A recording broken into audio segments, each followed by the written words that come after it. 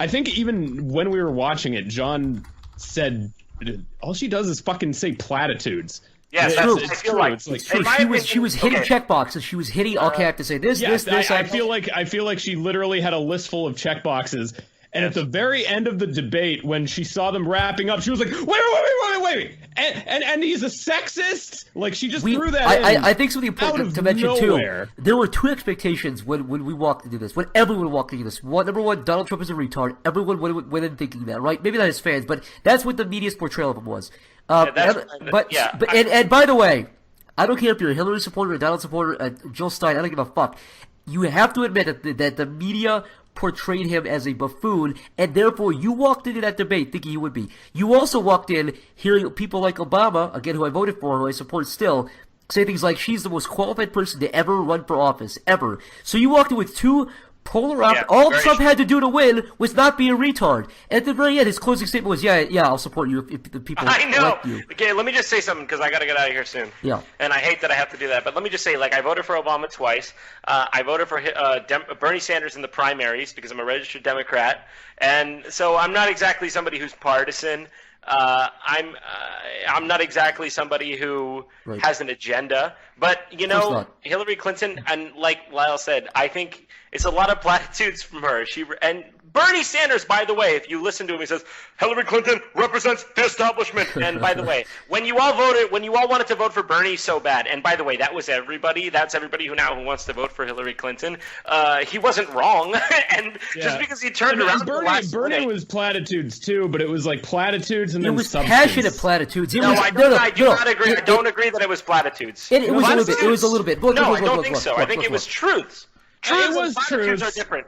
No, platitudes are different than truths. Platitudes are something like, que sera, sera, whatever will be, will be. It's like ignoring a well, I mean, it got to the point where it's like the top 1% of what, like, he had his like little Bernie Sanders that meant. No, but just because that was just I'm sorry, I don't mean to like argue with you, but like that was just a point he had. Yeah, it was, true. But I think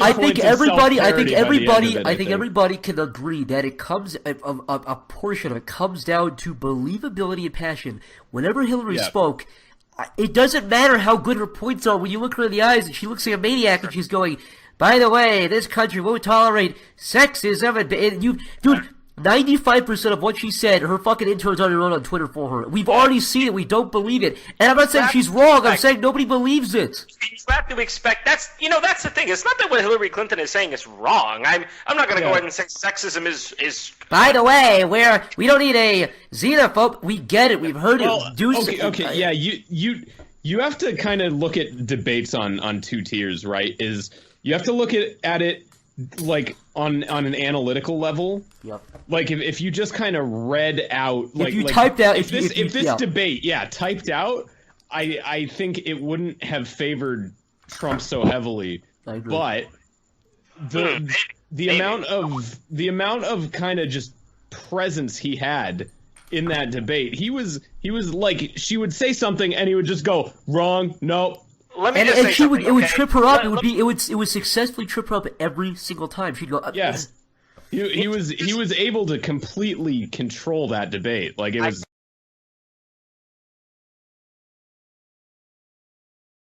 This country, and I don't. You know what? Maybe I'll suffer for saying these things, but I think this country is tired of hearing that we're racist and we're sexist and oh God, whatever else these people will make up. You know. It's like, at a certain point, these things are just things that are going to deflect off you because you know it's not true. You know you're not racist. You know you're not sexist. It doesn't mean we have to deny reality and not, like, I just feel like a lot of the uber left is just about, Luckily, there are some saviors on the left who've kind of broken out of that. I think people like Sam Harris and maybe even Rubin a little bit. I think Rubin's a little bit more of a libertarian. But my point is, there are people on the left who don't necessarily fall into that fold so much, and but we should also talk about what was I going to say? She kept doing this thing where she kept setting up traps for herself. She let it. It was Lyle. You said something really smart. You said This is Trump's debate. You know that scene in Captain Phillips where he says, no, I'm the captain now. That's what fucking happened live in front of 100 people. It doesn't matter. Every time she said, well, I have more experience, you have bad experience. Yeah, well, it doesn't matter, you're worse. You've had experience and you did a bad job at it. There was something that she said, and I don't remember exactly what it was, but I remember saying, like, you're really gonna fucking tread into this area? I think it was when she was, like, talking about his tax returns. Yes, and I was sitting there going, okay. She was like, you can't trust anything you say, and it's like... Yeah. He was like, no, she was basically saying, like, why won't you just release it, huh? What do you got to hide? Oh, yeah, that was exactly what it was. Meanwhile, the biggest political scandal of all fucking time, and you have not released those things, because what do you have to hide, Hillary? All he had to look at her and say, all he had to say was, release the transcripts, release the transcripts. Even if you do, again, this is what I'm saying, is with debates, you have to kind of think outside of yourself. It's like, not just does this convince me, right? Because a lot of what Donald Trump said I wasn't buying it at all. But there was a lot of what he said that I think resonated, and like when Hillary Clinton says something like, oh, nobody's gonna trust what you say, if you look at polls on people trust what he says.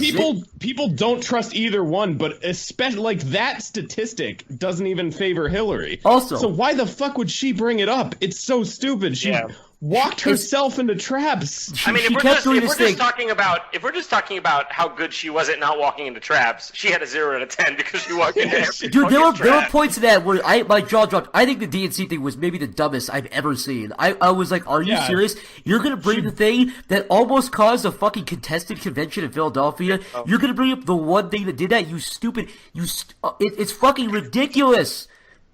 Yeah, it was. I mean, it's not like everything Trump says is gospel. Okay, I don't think that's a good way to think ever. I mean, since when has it ever been good to? And I think that's the problem. People think like you have to think this way or this way, right? It's not about that.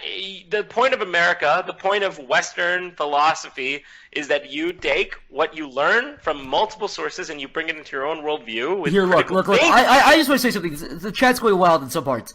Somebody just said he's leaving. Get the fuck. Who cares? Get him out of here. Rough him up. Look. I'm gonna punch you like at the Trump rally. No, seriously, can I just say something? We're not endorsing Donald Trump, you fucking morons. We're talking about objectively who won, and as objective as you can get, we're talking about who won the debate, right?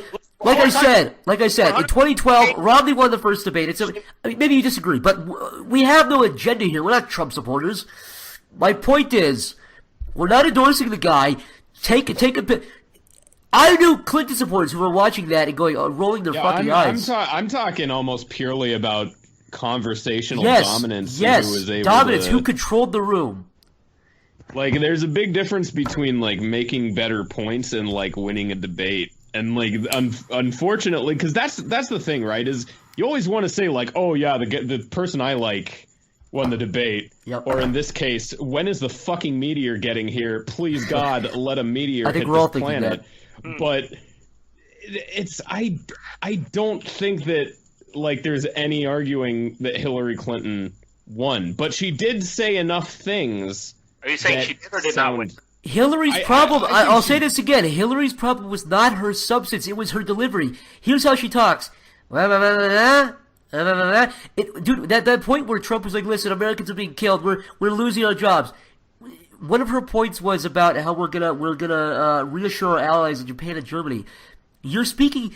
I felt like she was speaking to the global market and not the American people. That was my biggest problem. You have to realize who's watching.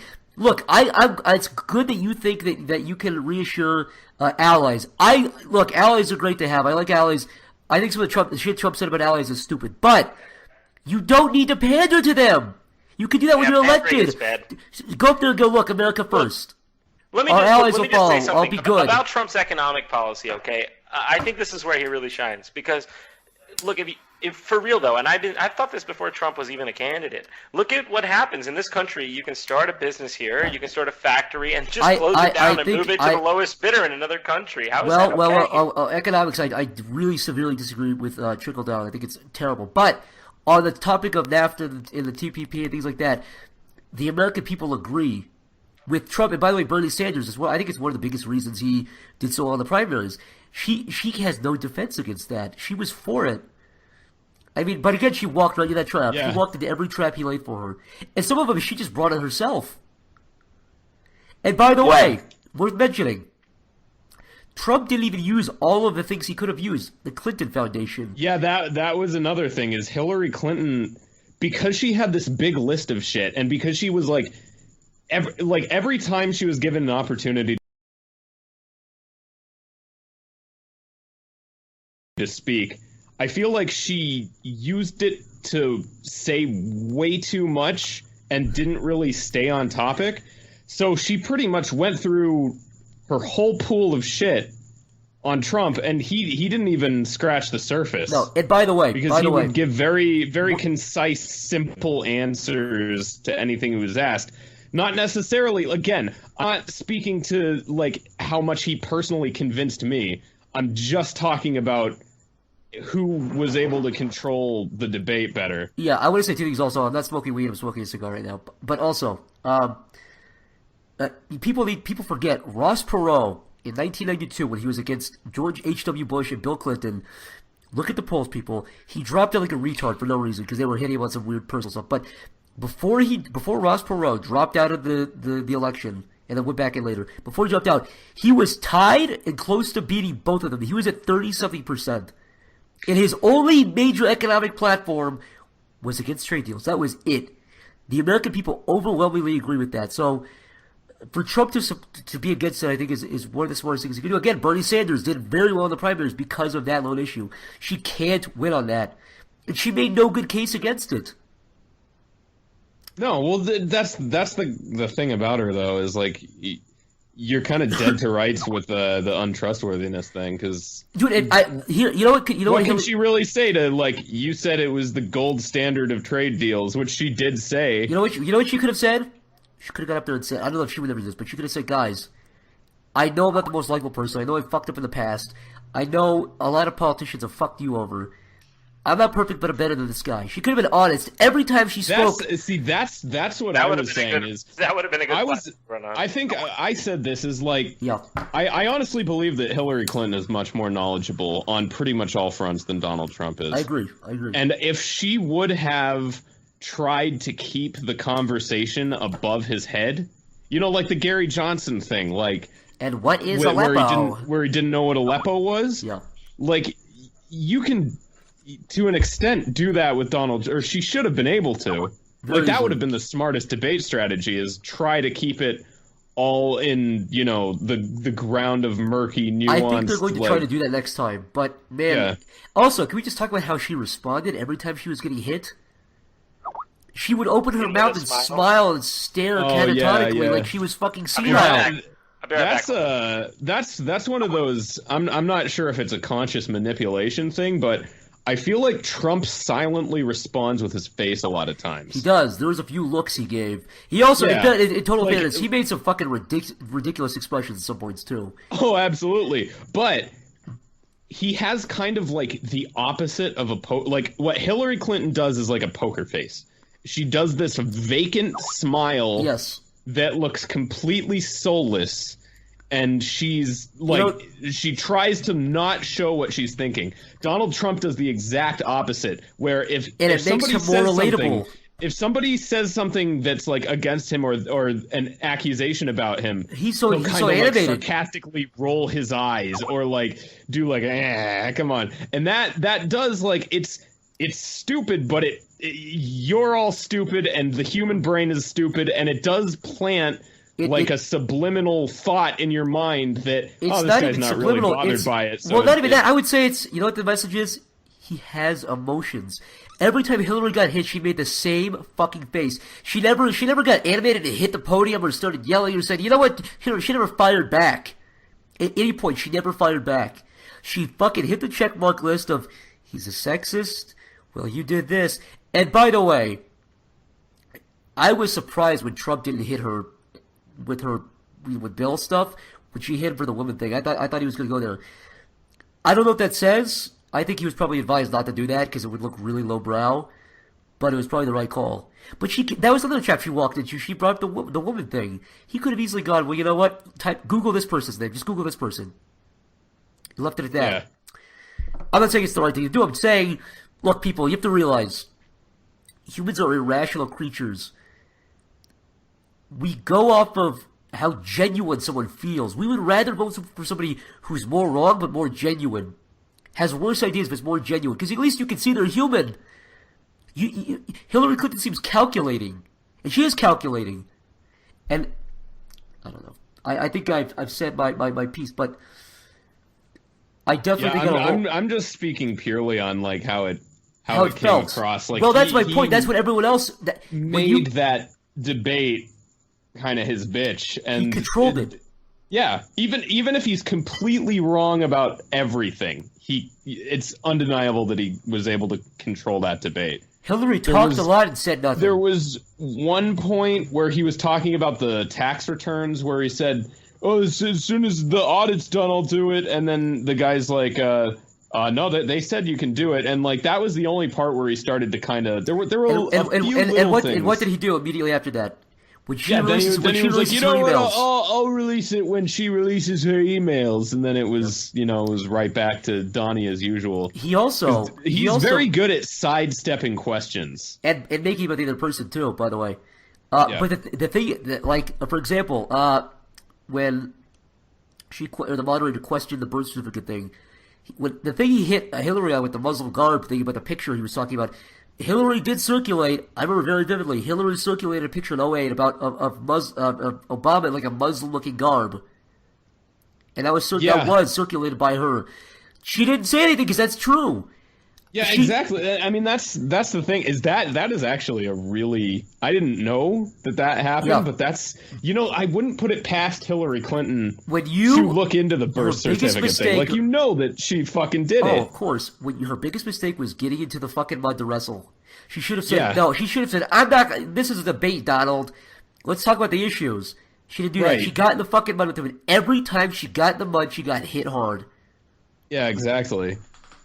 Also, because once you take her to that place, it's completely superficial almost. Right. I'm gonna leave really quickly. I'll be back in 30 seconds or less. Take it over, Lyle. Oh boy, I love talking. Okay, so how are you guys liking the political stream by a bunch of people that are totally unqualified to talk about politics? We got a cartoon drawer, we got a guy who does silly voices, and we had Robotic Jonathan. He was also kind of drunk. I feel like we're the best political pundits that have ever lived. And it's, basically, we should all be individually elected. And I think we all agree on that. One interesting thing that I've found about this election is usually the rule is you don't talk politics. You get into trouble if you talk politics. But with this election in particular, you can talk politics as much as you want, as long as you don't say anything positive. If you stick purely to the negative, you can say anything negative about Donald Trump. You can say anything negative about Hillary Clinton. It's the second you start saying anything positive about either one, that's when you get yourself into trouble. Here's something I wanted to bring really quickly. Trump did this thing, and he's very good at it. He did two things. It's the same kernel of idea, but he did two things. He disarmed her every time she tried to hit him. Because Hillary Clinton is a very flawed candidate. You can tell by the polls. It's not my opinion. She has a lot of dirt on her. Whether or not you believe the dirt is valid, she has dirt that a lot of American people believe, right? So, whenever you hit him for the taxes, he can hit her with the emails or whatever. Whenever you hit her on the businesses, he can hit her on the Clinton Foundation. He could disarm her every single time, and the public goes, well, they're both equally as bad. But the other thing she kept trying to do was delegitimize him, and there were some ways she could have done it. She didn't do it. Like you said, she could have pulled an Aleppo on him, right? She could have said, "Well, Donald, what do you think about this policy?" And he would have said, you would have fucked him. It would have fucked him over because he wouldn't know it. If you named a specific treaty or policy or idea, or for example, when they asked Sarah Palin in 2008, what did she think about the Bush Doctrine? She was flabbergasted, right? Yeah. So not only for everything that you could say negative about Trump, you could say something equally as bad or worse for Hillary, for every single issue, every single one. Well, Trump supported Iraq. No, I didn't, by the way. You just stabilized this, and this. Every single thing. But the other thing, so like she tried to make it look like a maniac, right? The nuclear issue. Every time she tried to do that, you know what he said? I agree with you. That's a good position. I agree with that. Yeah. In fact, what was that one? That was kind of, you missed the very, very beginning of the debate. I saw like I missed like a minute or two. The first like 5 minutes, he was like super nice to her.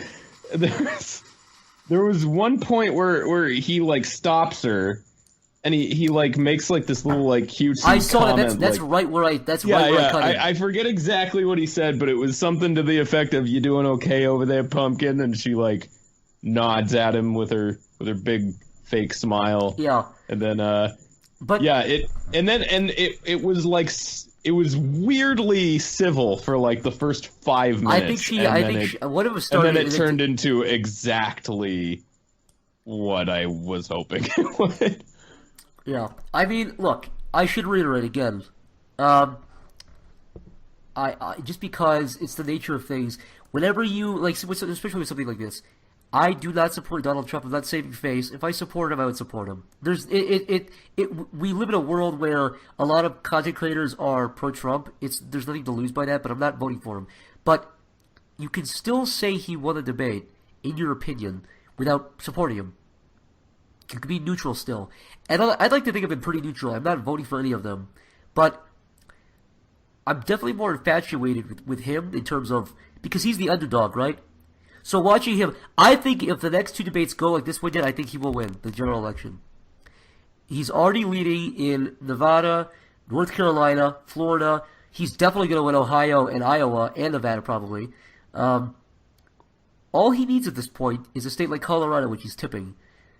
I really think if he sticks to the anti-trade stuff and he sticks to the jobs coming back, I think he'll win if he sticks to that and sticks to his kind of his tactics. See, the interesting thing about Trump, and I think a part of the infatuation with him, is that if Trump wins, that's democracy in action. It's democracy doing a fucking putting Trump in there, but it's if Trump wins, you can't argue that America doesn't have democracy. If Hillary Clinton wins, it's back to fucking business as usual, Which is fine in its own regard. A lot of people are fine with that. I'm indifferent. I'm indifferent to anything. I voted for my guy. He lost. And call that selfish. I'm in the same. But you know what? It's not my fucking fault that she's not a better candidate. Okay. Yeah, exactly. Democrats can't get mad at me because she didn't do a better job. What I said to you is, because I'm in the same boat as you, Zach. I'm torn between either not voting or voting independent just so that the establishment can see me not voting. But what I said to you was, I don't really think either candidate is going to sell me. I think, if anything, one might push you to make vote? me want to vote for the other. Yeah. But man, I mean, people. Some people agree or disagree, obviously, with who won and who lost. I think we're going to see in the polls. We're going to see in the polls who won and who lost. But you people, I'm going off of one-liners of her being flipped and hit. Here's what I'm saying, right? Is if you absolutely hate Donald Trump, every time he speaks, you're gonna shut out everything. Right. So right. If you already hated Donald Trump before this, you're gonna go, oh, look at him, he's being loud and aggressive and misogynist. But if you're neutral like you and I were, I mean, not even neutral. I'm back. Oh boy. Robotic Jonathan. Where is it? Can you hear me regular? Yeah. Where has this conversation gone so I can quickly get back? Hold on, this is an interesting comment. Not voting isn't an trouble. Here's a comment from the chat. Not voting isn't an argument against the establishment. It's being an idiot that went too fast. But that was his argument. Look. In my opinion, not voting is a very bad thing to do. It's not if both the candidates suck. Look, listen. Anything. It doesn't matter. Pick better fucking candidates then. They don't appeal to me. You're so mad. They don't appeal. I hate this argument. I hate this fucking argument. Go off about Thoth. He's so mad about Thoth. Listen, here's my fucking argument, people. If you voted for George W. Bush and you thought he was the lesser of two evils and he invaded Iraq, you are directly responsible for that. You put the guy in office who did that. You are responsible. That's not necessarily true. How? You voted for the guy who made the choice. You're endorsing every choice they make after that. You're responsible directly. I actually disagree. I think that basically all you're doing is relieving yourself of personal responsibility. You can't hold yourself personally responsible for what a candidate will do. If you vote for somebody and they win, you are directly responsible. Your vote directly put them into office. Let's just say that the other candidate was less evil and your vote decided that they don't win. Or your non-vote decided that the lesser of two evils don't win. That's a bigger evil than voting for the evil. I'm sick of people justifying this broken fucking system. Why don't we have an alternative vote? It's stupid. I shouldn't be... Look, if there's 2 fast food restaurants and one shits in their burgers and the other one pisses in the burgers, I have the right not to go to fucking either of them. I can go to the fucking taco place down the road. Yeah, maybe the tacos aren't as great, maybe they're more expensive, but it's my right as a citizen to not choose either if they both stink. All I'm saying is your chat is unanimously saying, I agree with John. That's all I'm saying. Everyone wants to agree with you, John. You're so pretty. I am pretty. To the rest of us. I hate this lesser of two evils argument. Because by the way, it gives more incentive to fucking people for politicians in the establishment. Argument for compulsory voting. I personally don't like when people say like voting independent is because look, even with like compulsory voting and shit like that, like. If you legitimately have no preference one way or the other, like voicing that is not not because you think your candidate is gonna win, right?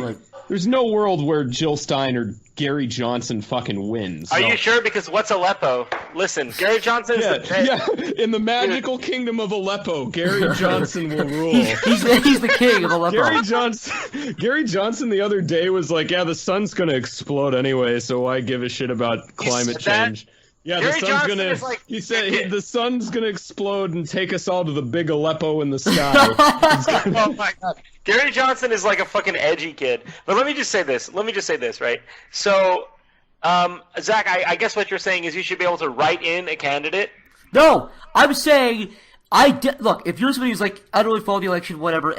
I think that's throwing away a vote. I follow the election closely. I think both are bad options. I voted for the guy I wanted to win. You do. I wait till fucking next time. I wait till we can elect a guy. No. This is just a lapse in logic. You have no choice but to vote for one of two. I do have a choice. I have a choice not to vote. I don't endorse either of them. You're endorsing them. Look. It doesn't help. But you know what? Both of them suck, and both of them are going to do a bad job, I think. So, but all you're doing is absolving your personal. Yes, absolutely, because I don't have to. I mean, okay. And by the way, if you're talking on a personal level, sure, but I just don't see how it helps the actual country. I think it's a few things. I think if you also vote for the lesser of two evils, that's why we're at the point we're at right now, right? That's why we're there. That's why both of them suck, because we've gone through this, like, well, it's the lesser of two evils. And by the way, it gives the establishment, I'm not going to sound too much like a conspiracy theorist, but it gives the establishment reason to go, what the fuck are they going to do? They don't give a shit. And it gives them reason to prop up the person they want to fucking push in. It's just, it's pushing us down a fucking rabbit hole of like, well, I like this person 20%, but I like this person 23%. Listen. I understand what you're saying.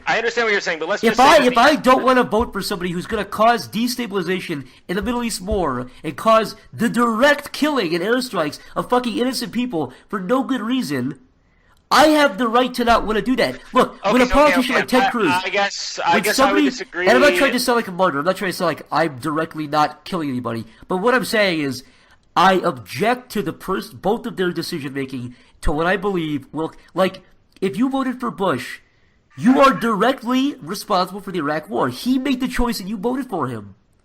I don't think that's. You saw him speak. You saw his temperament. You saw his policies, and you've decided to back him. And he made a bad choice. He won because people voted for him. That's the fact. I wouldn't say directly. No, I voted for Obama twice. If Bush did not have votes, if he had less votes, he would not have won. That's a fact. John, are you saying that you don't sit alone in your study with a glass of scotch?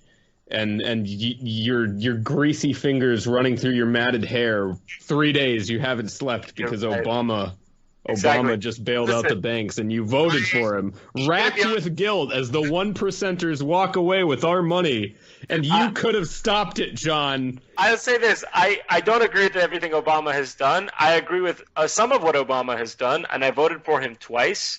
but I don't feel guilty. Someone said, hold on. Someone said, Zach, you might as well say if your grandparents voted for Hitler, you are directly responsible for the Holocaust. No, I'm saying if you vote for somebody who makes a choice and they won because of your vote and other votes, you are responsible for what they do. They won because of you. There's what are you doing by not voting that helps? Not endorsing anybody. It's not helping, but it's not hurting. That's my point. So, but this is basically a logical fallacy. I just have to point it out. It's just basically you saying that I don't have to feel guilty if things go bad, but you could. No. It's not a lack of anything. It's I prefer other people. My vision for the country is different than the people who are running. I don't like either of them. And look, I won't fault you for it. I won't be like a social justice bitch about it or anything. Like I see where you're coming from, but like. By the way, I'm somebody who always advocates for voting. This is the first election where I've actually gone, no, I'm not going to do it. Look, you know what? I respect that. I respect that. I really don't think I'm not going to. I don't. I don't want to come across like I'm being self-righteous and saying I'm absolving myself of guilty of people being killed. It's not about people. It's about. My point is, if I vote for somebody and they win, and they push the country in the wrong direction, you have nobody to blame but yourself. I think it comes down to primary votes. I think people should be more active in the primaries, because everyone bitches when it comes to the general election. I mean, nobody gives a fuck about the primaries. We get to this point, people act like the government picked it for them. Candidates are picked by the people. The candidates are only as corrupt as the people who vote them in are. Yeah. The main reason I'm considering just voting independent is because let's just run with this logic of Donald Trump becomes president, right? Yes. I want the people that put Hillary Clinton up in that fucking spot against him to know exactly why. Like if it's like Donald Trump with let's just inflate these numbers with like 51%. And Hillary Clinton with 39%, and then like 10% independent votes. Right. Like you know exactly where her votes went. You know exactly where those Bernie votes went. That I would go as far as to say just outright does not deserve. Like she's done nothing to really earn them. Let me just say this one thing. So saying you support Trump is obviously in this day and age basically saying Heil Hitler. I mean, people just take so fucking dramatically to it. But saying you support Trump probably, it comes with a certain baggage. But I will say, if you're asking me, who do I think cares more about the American people, Donald Trump or Hillary Clinton? It doesn't seem like Hillary Clinton gives a shit. Well, I would credit that to the fact that I wouldn't even say that.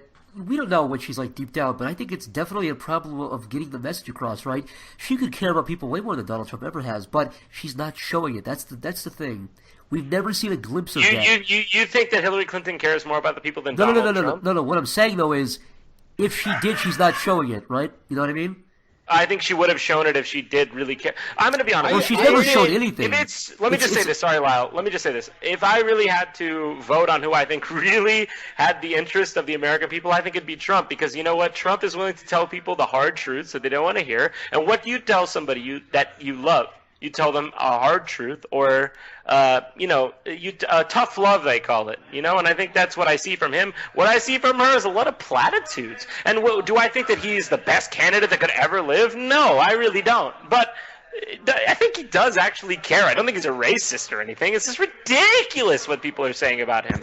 I really think that is, I think, the weakest argument against Donald Trump. Yeah. Right? Because it might resonate with people that already don't like Donald Trump, but it's not going to fucking convince anybody. Like, there's no person who's voting for Trump right now that's never heard Trump is a racist.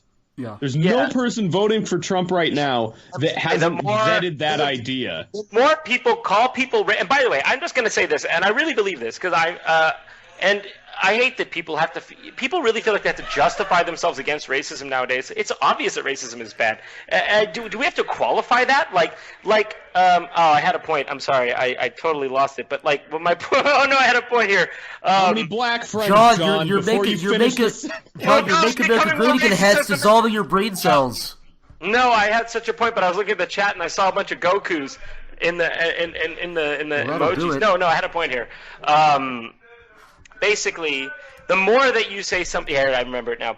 The more that you say somebody is racist who is not racist, like Donald Trump, I believe, the more you're taking away from the word racist and what the actual implications of the word means and what the actual really, truly bad implications of the word is.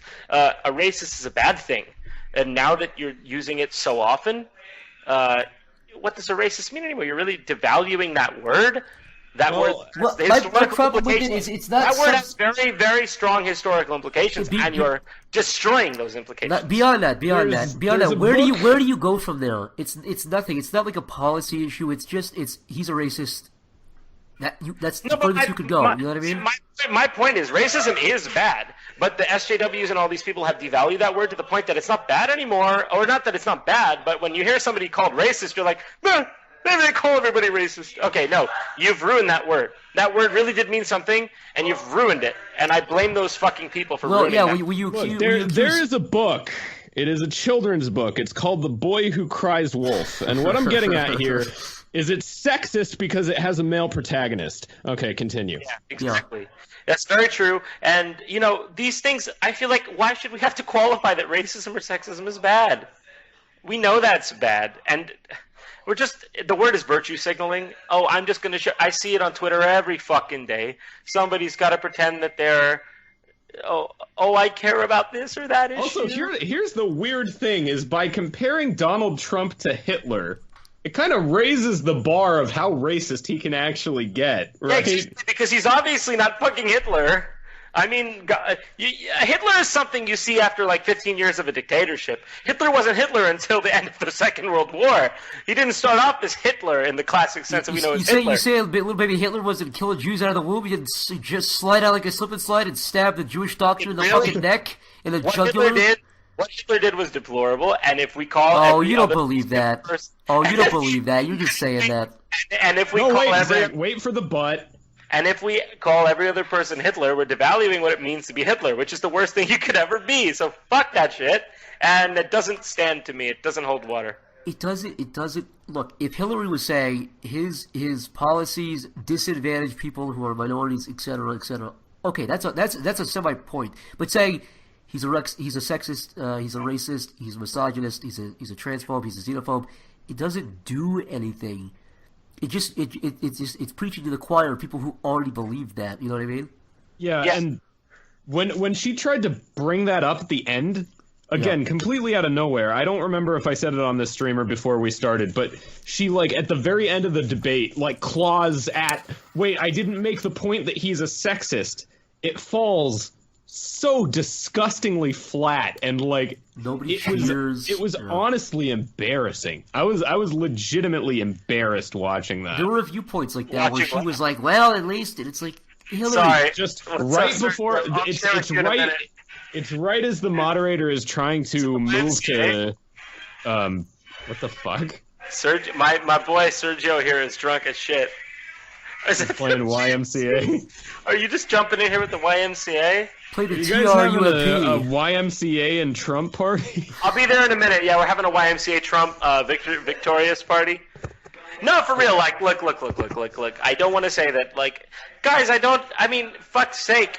Do you fully endorse any candidate? These people who are Hillary supporters, and I see it on Twitter every day, they feel like they're self-righteous. Do you really believe that Hillary Clinton believes everything you believe? It's ridiculous.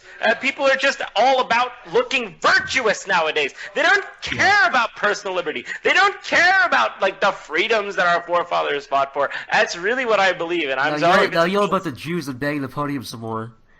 I'm just saying, these people really give a shit about democracy or personal liberty? I don't know if they do. I just think...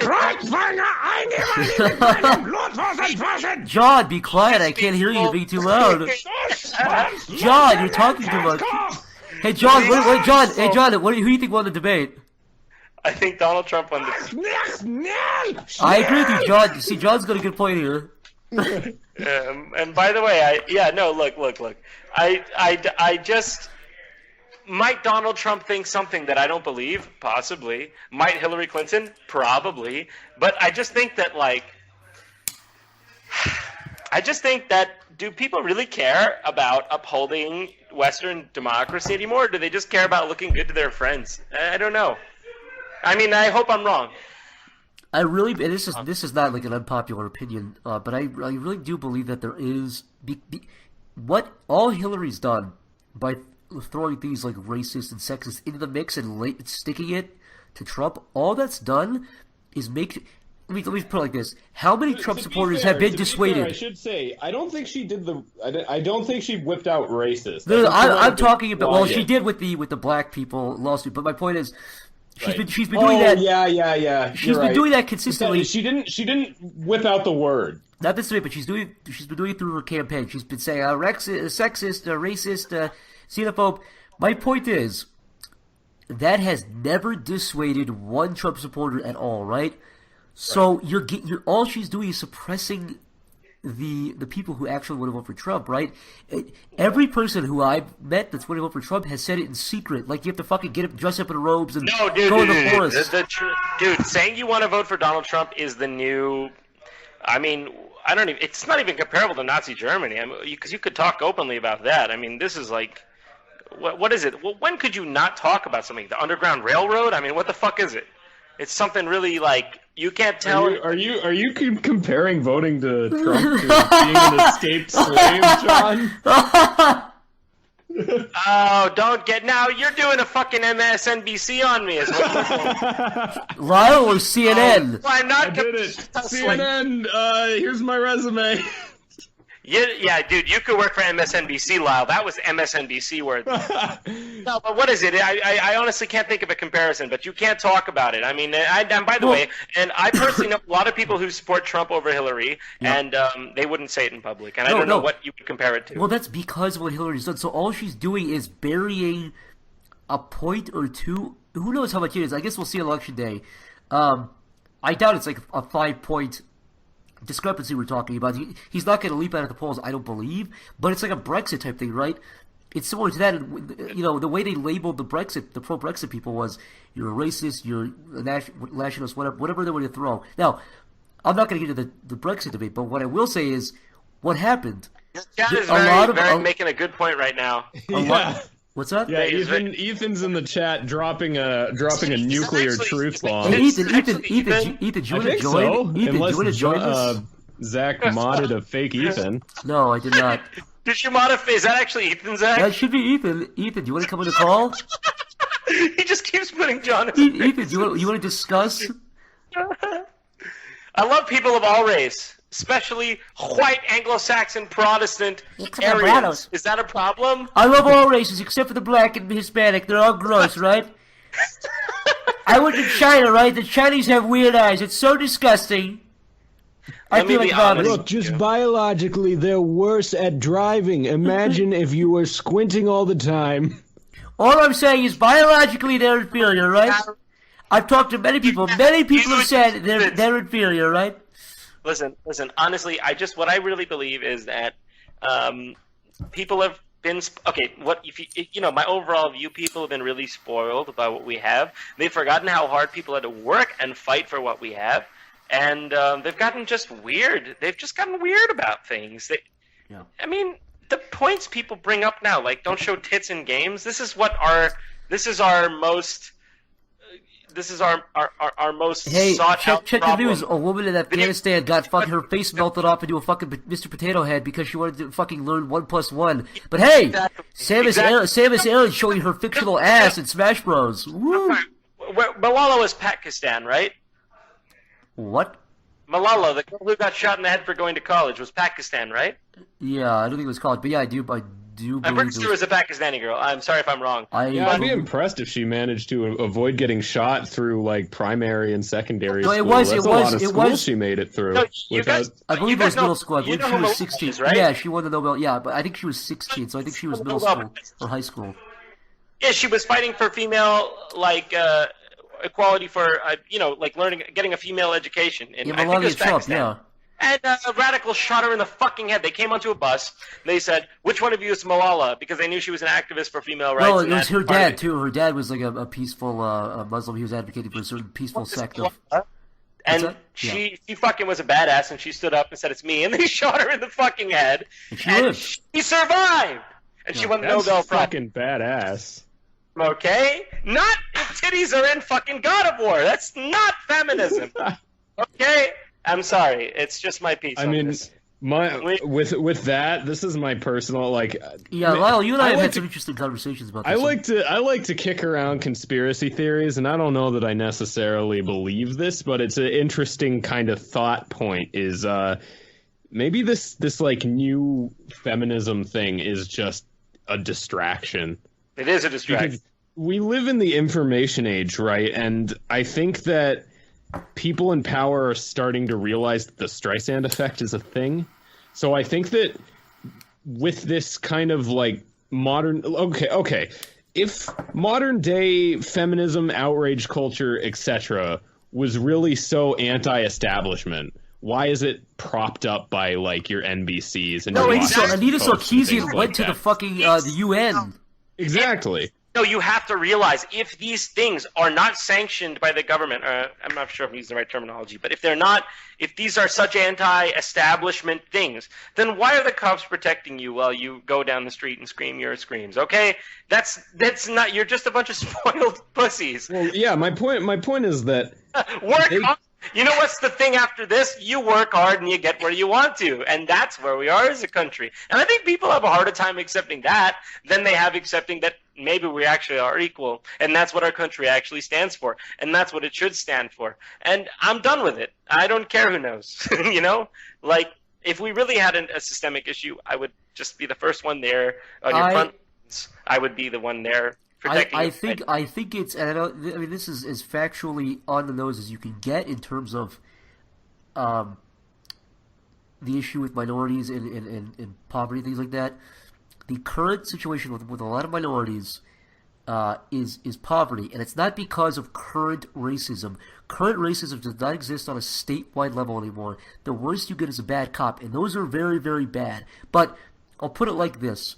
Who has it worse? A wealthy black guy who was born into a wealthy family. They one job that guy can't get. They one job he cannot get in the U.S. The most powerful, and I'm not saying racism is over because Obama's president, but the most powerful position on the most powerful country on earth is an African American. That's it. My point is this. Let me just bookend this so it doesn't sound like I'm saying racism is over because of Obama. This country has a classism problem, if you want to classify it as anything, and it's a classism problem, not a racism problem. The racism is bad eggs, and you can't do anything to stop that on an individual level. I would totally agree with you. I would totally agree with you on this, but I will say that you can't police individual racism like what people are trying to police now. Right. And do I agree with individual racism? No, because if you judge somebody on the color of their skin, fuck you. But there's no way to police something like this, and that's what people want to do. And I mean, you know what? I could be wrong on my facts on this, so if I'm wrong, just don't crucify me. But I believe there was like some Supreme Court. I'm not sure if it was Supreme Court, but there was some decision on a company not to bake a gay marriage cake. Okay, you know what? That's part of personal liberty, whatever. You don't want to bake a gay marriage cake, don't do it. But you're going to face wrath from your community. You're going to lose business. That's how capitalism works. You better bake a gay marriage cake because it's going to make you more money, right? But when we start forcing people to do things that next you'll want to marry the gay marriage cake, John. Do you not see where this is leading? John, do you know what was on the cake, though, when they were being asked? What? He was asking to have the husband being cummed on by the other husband. No, I'm serious. It's not a joke. Look. Wait, serious? Oh, fuck you. Listen. My facts may not be straight on that. Believe me? My point is though, of course I support gay marriage. I voted for it when Prop 8 came around, which was the Christian rights way to get rid of gay marriage in California. I voted against it. This is on record. If anybody wants to look me up. You could probably look me up in some sense. I've always been pro-gay marriage, but at a certain point, it's just ridiculous. We're getting too fucking social justice. If you pass nationwide laws giving gays the right to marry, that's the furthest you could go, and then make sure entire counties and states. Yeah. We have to make sure make sure on a state level they're not doing that, but on a personal level you can't. Dude, fucking Indians and Pakistanis want to fucking murder each other. You can't. It's humanity. There's always going to be racists and bigots, and you do everything you can to stop them, but you can't police them on a personal level. Once you start policing them on a personal level, and you get to this fascist state type ideals where it's like, you don't agree with me, you're out. It's nice. And by the way, what's the best thing you can do for a racist? You don't ban them. You let them talk and look retarded, and you fucking laugh at them and say you're a fucking fool. What is a racist worst enemy? A public that doesn't agree with him. Being allowed to talk, yeah. You just let him talk, and he'll change his mind when he realizes he's a fucking bigot. I mean, I don't know. Maybe it's not. But when you ban what they're allowed to say on, I mean, that's a whole other topic. But like on Twitter or Facebook, for example. If you're harassing somebody, I get it. But if you post something about black people, the best thing, if you ban them, you give them a reason to feel like they're being oppressed, and they get more feisty. Let them be stupid. Let them be stupid and let everyone laugh at them. If you remove their ability to be racist dumb fucks, you give them incentive to be rebellious racist dumb fucks, and people go, oh my god, it's being censored. Look. And you give them legitimacy. You arm them with legitimacy at that point. We currently live in a reality where people can lose their livelihood over a statement. And that's not free speech. That's not a place I want to live. You know what? I don't give a shit what my fucking coworker thinks, okay? That's ridiculous. I wouldn't want him to get fired over something he said. I don't really care how heinous it was. I mean, if we really didn't like him that much, it would be clear through... John, is it true you push all disabled people onto the subway tracks? I do. I roll their stupid little wheelchairs. After that tweet, I didn't know what to think. Honest, usually they have those little fucking lazy wheelchairs where they don't even have to push the wheels; they just push a button. And I get so fucking furious, I kick them violently onto the third rail, and they electrocute on their forehead. And they scream. I remember we were talking about East Coast and West Coast, and you were like, these fucking miserable gimps. It's so hard to push them out into traffic because it barely moves. I need a more expedited way. The next thing I knew, you were on a plane to the East Coast, and I never heard from you again. In Los Angeles, to kill them, you have to just have them live there for 3 years until they die of a broken spirit. God. I mean, it's honestly terrible what happens there, as according to Air. Exactly. Ethan, I see you commentating. Ethan, would you like to be a part of this? I know I've said it before. Look, human nature is broken to begin with. We are born broken. The only safety we have is Donald Trump. Vote Trump. Trump president. No, the only safe. Look, you and John, that is going to be cut out and on YouTube within 5 seconds. Let me just say this. Okay, guys, we need to stop. Build a wall. Pretending. We need to stop pretending like Western civilization is bad or guilty. I implore you to go to Saudi Arabia and then tell me how much you like it there. Okay? Honestly, we need to stop pretending that we don't have a progressive civilization, because we do. And it's brown people, John. It's different shades of freedom. I honestly implore you to go to another country that's not a Western country and tell me how much you like it there. And by the way, I'm not fully white. I'm only half white, right? I've been to Tehran, Iran. And there can't talk shit about the dictator or you get hanged from the town. I actually saw he ordered a fatwa that women can't ride bikes. Like today or yesterday, he recently ordered that.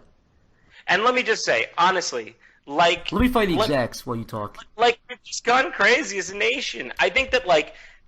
government, when people, even those crazy, like, and what do you call them, alt-righters? I know some people are calling me alt-right in the audience here. I don't even know what that fucking means.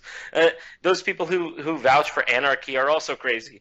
Because government, what it does, the point of Western civilization, the point what our forefathers, like in this country, put in place was to limit human evil through, legislation? Through guns.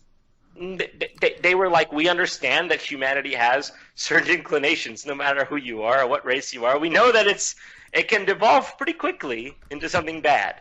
And that's why we put certain inalienable rights to every human being. Yeah, we fixed it with segregation. But that's what our country's found. I mean, segregation was bad. That's why we fixed it, okay? So, yeah, every person has the same rights. There's still a lot of problems that are current problems that are not due to current racism, but that are due to past racism, that are basically an unending cycle. I don't know what the answer is, but... Look, I'm going to be honest with you. Like, if you really want me to comment on that, like, I think That's just it's a long time ago. It doesn't matter. Look, I'll say this. It doesn't matter. They've done studies on it. If you're a white person and your parents are poor, you're very likely to be poor too. It's a very hard cycle to break out of. Again, I don't know what the answer is, but I agree with you. Poverty is not conducive to poverty. Does not a wealthy social what do you call it? A wealthy aristocrat make. But we can't keep excusing. It's like Donald Trump says. One thing I really agree with him: law and order. Okay. You can't keep excusing this shit, because if you do, well, you're giving a double standard. You're saying, well, this part of the population, okay, we shouldn't do that, but this part of the population, you're impoverished. Okay, no, you hold everybody to the same standard. It's just ridiculous that this is even a question to me. And I'm, of course, slavery was bad. And nobody endorses slavery. Who the fuck wants slavery now? Well, I mean, there's a lot of work that could get done cheap. If we really wanted to bring back American jobs, it shouldn't be completely off the table. And by the way, I honestly think even the media silences people like from those communities who think differently on those issues. There's a lot of people. Slavery? Honestly, there's a big slavery kick again? Becoming a rabbit hole. But honestly, if you really, really do like. I didn't want to get too into this. Let's bring it back to the debate. So, were there any points where you guys felt that Hillary got a good 1-2 on Trump? Were there one or two moments where you felt like she and started sparking from the neck, and she started malfunctioning? Trump, racist. Yeah, I remember when she started fucking smoking. Some technician had to run off stage and tighten the fucking bolts on her neck. See, I feel like she had moments where she made good points. For example, I agree. like the economy thing, where she's like, your economic plan, trickle down economics, like it wouldn't work that way. Like all you want to do is give tax cuts to rich people under a different name. That was a good point, but I don't remember it. Like I don't remember it hitting as hard as like you. I think that might have been when I said, because I remember at one point I said to you guys, how do you make such a good point so badly? Yeah. And that might have been it. There was one point where she made a really good point, but she just didn't deliver it in any sort of compelling way. That was the entire debate. I think you said it right, Lyle, when you said if this was on paper, if this was an on-paper debate, if you transcribed that debate, and you showed something and removed the names, you scrubbed the names from the two people talking, and just showed what they said, Hillary would have won by quite a bit. But here's how she delivered every point. We need to get jobs in this economy, and the way we do that. I'm not one of these people who has fucking ADHD and says, you need to be more interesting, but she doesn't connect on an emotional level, and that's one of the most important things when you're talking to an audience. She never connected. She never felt like she meant it. She felt like she rehearsed everything. Yeah, but like that weird like over-rehearsed thing? Yes, where, yes, like, she rehearsed too even much. if the question had nothing to, like, there was one thing where they were like talking about the economy and she ended up on ISIS or something. Like, I'm not sure if that exactly happened, but just shit to that nature. Where, like, she'd stop talking, and I was like, what the fuck was the question? Like, you know, like, she removed from the point by so much, because she had all these talking points she wanted to go through, that it was almost like she was ignoring the debate, if that makes sense. See, I would argue that they both did that to some degree. There were some points where they were like... Yeah, Clinton did it a lot more, though. But my point is, Trump, even when he... was a wayward soul, and he got off the point, and he kind of wandered into the fucking forest. He still did it passionately, and if you muted the TV, you would think he won because he was animated, he was passionate. He was emoting, for Christ's sake. He was a human being with emotions. They could be bad ideas, and I think a lot of people think they are bad ideas. But my point is, you believe that he believes what he's saying. You don't believe anything Hillary's saying, especially on issues when it comes to things like NAFTA and the TPP and the Iraq War and the email thing. Well, I strongly disagree. Whoa. You guys are fucking with us, right? What? There are people this is definitely people fucking with us. Trump, Hillary, they're saying... that fucking Ali's in the chat. He's definitely a shit stirrer. Ali is lying. He's fooling. He's causing shit. I saw, like, a mod actually said it. But... Was it a mod besides Ali? No, it was just fucking Ollie. Ollie. It was like, what? One of your mods? Because I expected it from the chat. I saw it a few times in the chat, and then I'm like, whoa, a mod. Oh, it's fucking Ollie.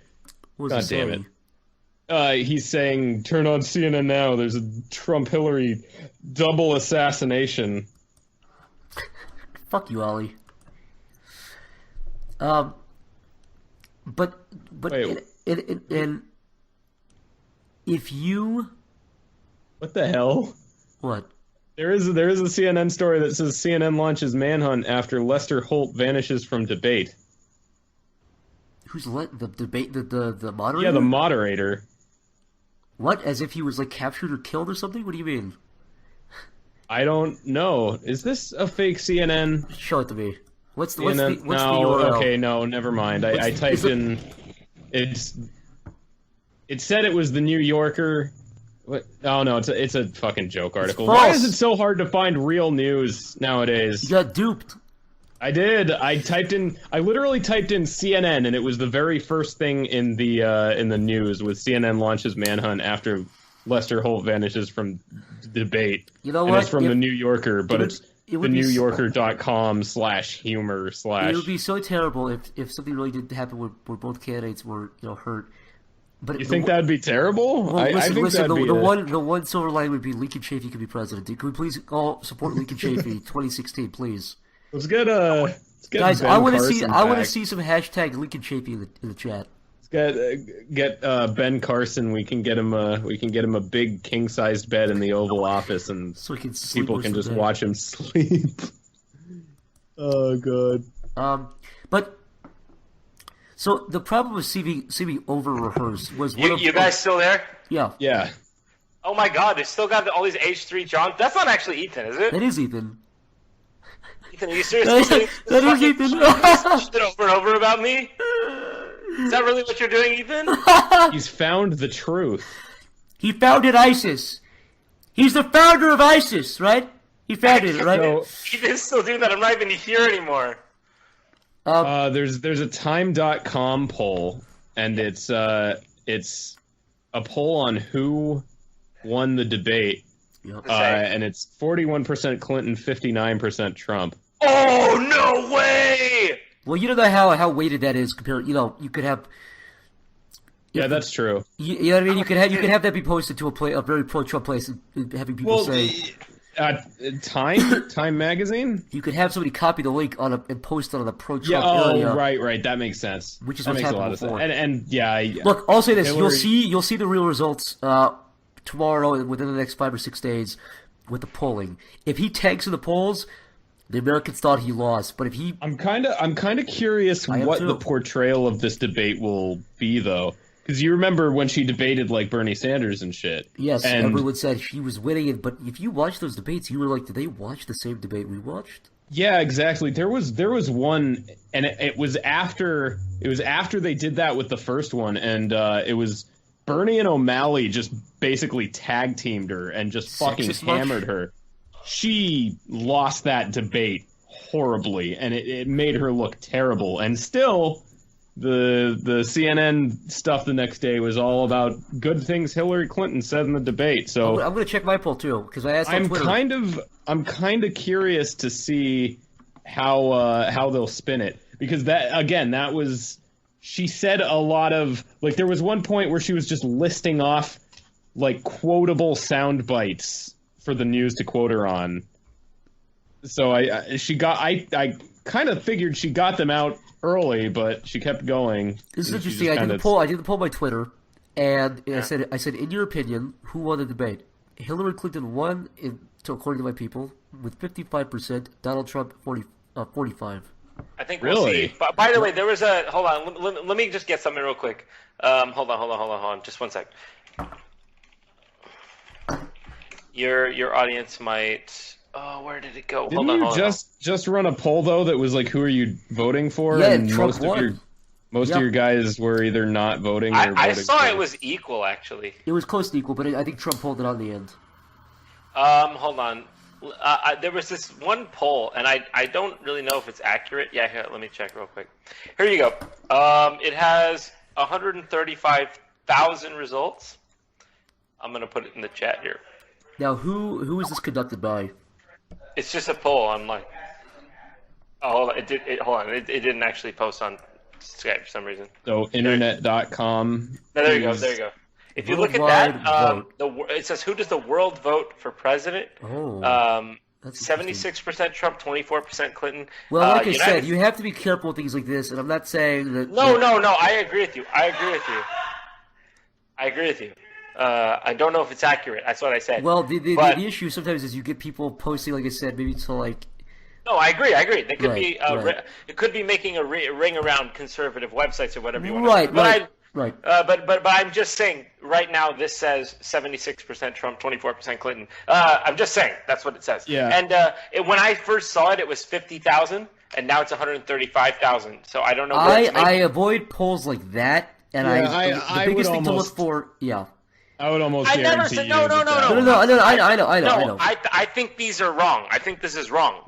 But I'm just saying, this is a thing. If you want to keep track of it, this is a thing. And it might go viral soon, but it's got 135,000 votes. What I'll be looking for, the one that kind of makes me immediately question it is Canada having a 76% for Trump right after they put in Trudeau. Like I really doubt that that's even remotely indicative. And the other thing you'd ask is how are people signing up? Can you just say you're from Canada, or is it IP related, or you know what I mean? You can only have one vote per IP. So it's IP based? Mm-hmm. Interesting.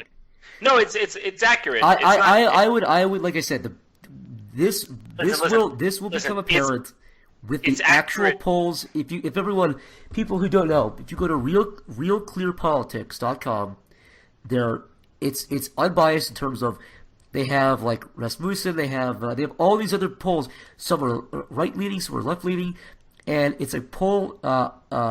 What's the right word? It's an accumulation of polls.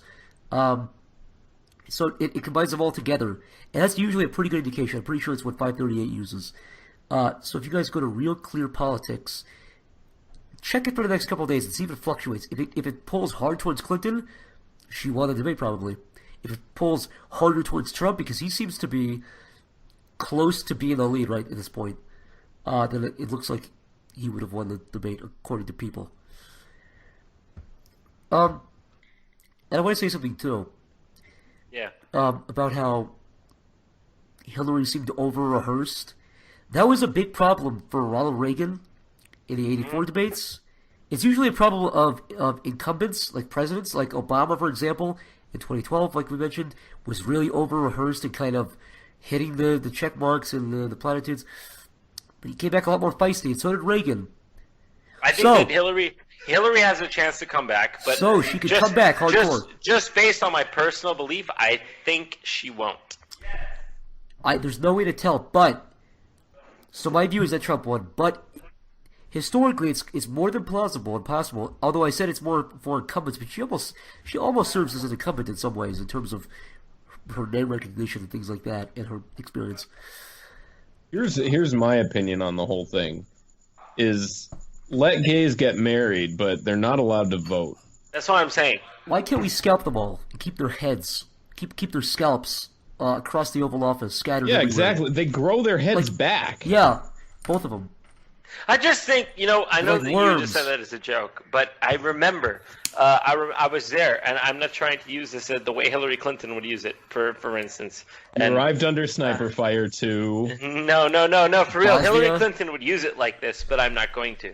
But I'm just going to use it for historical reference. I remember, and it wasn't that long ago. I would say it's about 8 years ago, around when Obama was. It was the same polling booth where I voted for Obama, and in California, I don't know exactly who it was, but I was too young then to really care. But someone had put forth a bill called Proposition 8 that would revoke the gays' rights to get married, which was legal in California at that time. And I was like, fuck this, right? I went to vote against it. There's a bunch of guys outside the office saying, fuck Prop 8, or I'm sorry, like, fuck gay marriage, Right. And I went there and I voted against it, and I think we lost. But then, Prop 8 went... Prop 8 was weird because it was. Oh, you're from California, yeah. So yeah, If I recall, it actually got voted in. It was passed, and then it got repealed really quickly, right? Well, there was. No, it didn't pass. It didn't pass. It did. It did, but it got repealed. It did. It got repealed, though. It got repealed, gay marriage was declared legal, and then they had Prop 8, which was to repeal that, and then the repeal won. Prop 8 passed, and then it wasn't until last year, in 2015, when the Supreme Court ruled gay marriage the banning of gay marriage unconstitutional. If you look at the map, actually, it's fascinating. They repealed Prop 8 a little bit before that. Right, that's what I'm saying. They never did. Really? No, there's it stood. The gay marriage thing stood until last year. I remember because I was in Los Angeles when it happened. I was trying to get gay married. No. It's actually funny because you say that, but well, not that I was trying to get gay married, but I was filming Starcade, my Star Wars series, then in 2015, and I was in, I think it was summer of 2015. I was living in downtown Los Angeles on like West 3rd, not West, I don't even remember where the fuck it was, near Flower Street, whatever, in downtown Los Angeles. And I walked outside one day, and I saw the U.S. Bank building, which is the tallest building in Los Angeles, in downtown, in fucking Ghost Town, USA, in downtown Los Angeles, and the top of the building was rainbow colored, and I was like, oh. The gigantic feral gay grab you like King Kong and climb up it? He did. No, actually, no. No. So Prop 8 passed in 2008 with 57%. We look 50. Yeah. Prop 8. No, I think being for Prop 8 was the bad thing. Yeah. Oh, Prop 8. That was what I was gonna say. Is Prop 8 was like intentionally weirdly phrased? Yeah, it was weirdly phrased on purpose. Do you not unwant gay people not to be able to get married? And you're like, what? Well, I know that gay marriage was legal there for a little bit, and then it got repealed pretty quickly, right? No. Here's what I'm saying, right? I think at some point, I think the California state government said gay marriage is legal now, and a bunch of people... you're right. Prop 8 was quote unquote. It said it provided only marriage between a man and a woman is valid or recognized in California. So you're right. Here's what happened. California said, not the federal government. California said, gay marriage is legal here. That's why people like Rosie O'Donnell, Ellen DeGeneres, they got married in the state of California, in like San Francisco, wherever the fuck they did it. And then in like 2008 or 9 or something. It was 08, yeah. Yeah, in 2008, they were like, actually, gay marriage is a bad thing. We want to repeal this thing. And people like me went out and we voted against Prop 8, which was to try to get rid of gay marriage, but it actually not realizing how much of our copper the average gay marriage consumes. Yeah. And by the way, I think it would have not passed had. And I'm sorry, Zach. I'm sorry to bring this back up, but you know.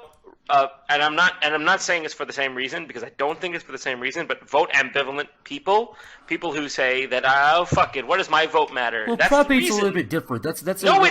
It's not, because 57% of the Californian population doesn't think that gay marriage shouldn't be legal, but that's what the vote said. That's a single-issue vote, though, John. You're talking about candidates who are wrapped in many choices. So if you're strongly against one issue of Hillary Clinton, for example, or Donald Trump, that could be a deal-breaker. That's all I'm saying.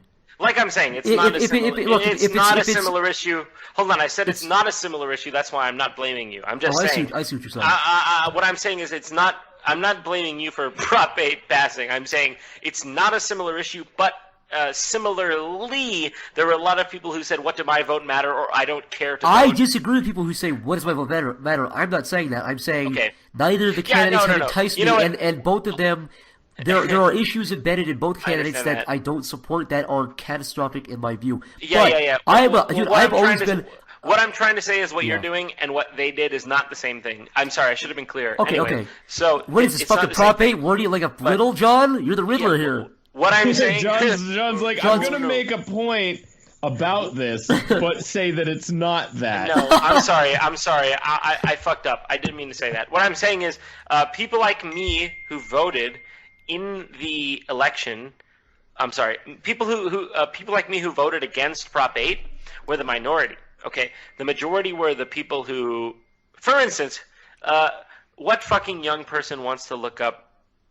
What the fuck does Prop 8 mean? Okay, yeah, what the fuck does that mean? Okay, but it was a minority of young people who would have actually just overcome that. But in fact, it was just a bunch of fucking Christian right, moral fucktards who voted against it. Passionately about it. Right. Yeah, passionately. Yeah, they were the people who voted against it. They were the 57%. And I was surprised. I was like, oh my God, in California, I thought we were supposed to be a fucking liberal nation, a liberal state. We lost that. Okay, but then, and I actually surprised it took 7 years. But 7 years later in 2015, the Supreme Court overruled it. I'm glad they did. And now we have gay marriage legal federally, and it's a beautiful thing. So beautiful. I don't know exactly what I'm saying. We love our gays, Zoe. They're so great, right? I love gays. Oh, I think I've made it. Why did I go into this? Because Ethan said I hate gays? I think you were just talking about how you wanted to kiss all the boys and how you... I do like kissing boys, and I'm very glad you were saying when Prop 8 passed, you had to pull your dick in your boyfriend's ass and you started screaming at the TV. Hikari Karayami says, California also failed in voting to legalize pot. Very true. We were one of the first states to propose a bill to legalize marijuana.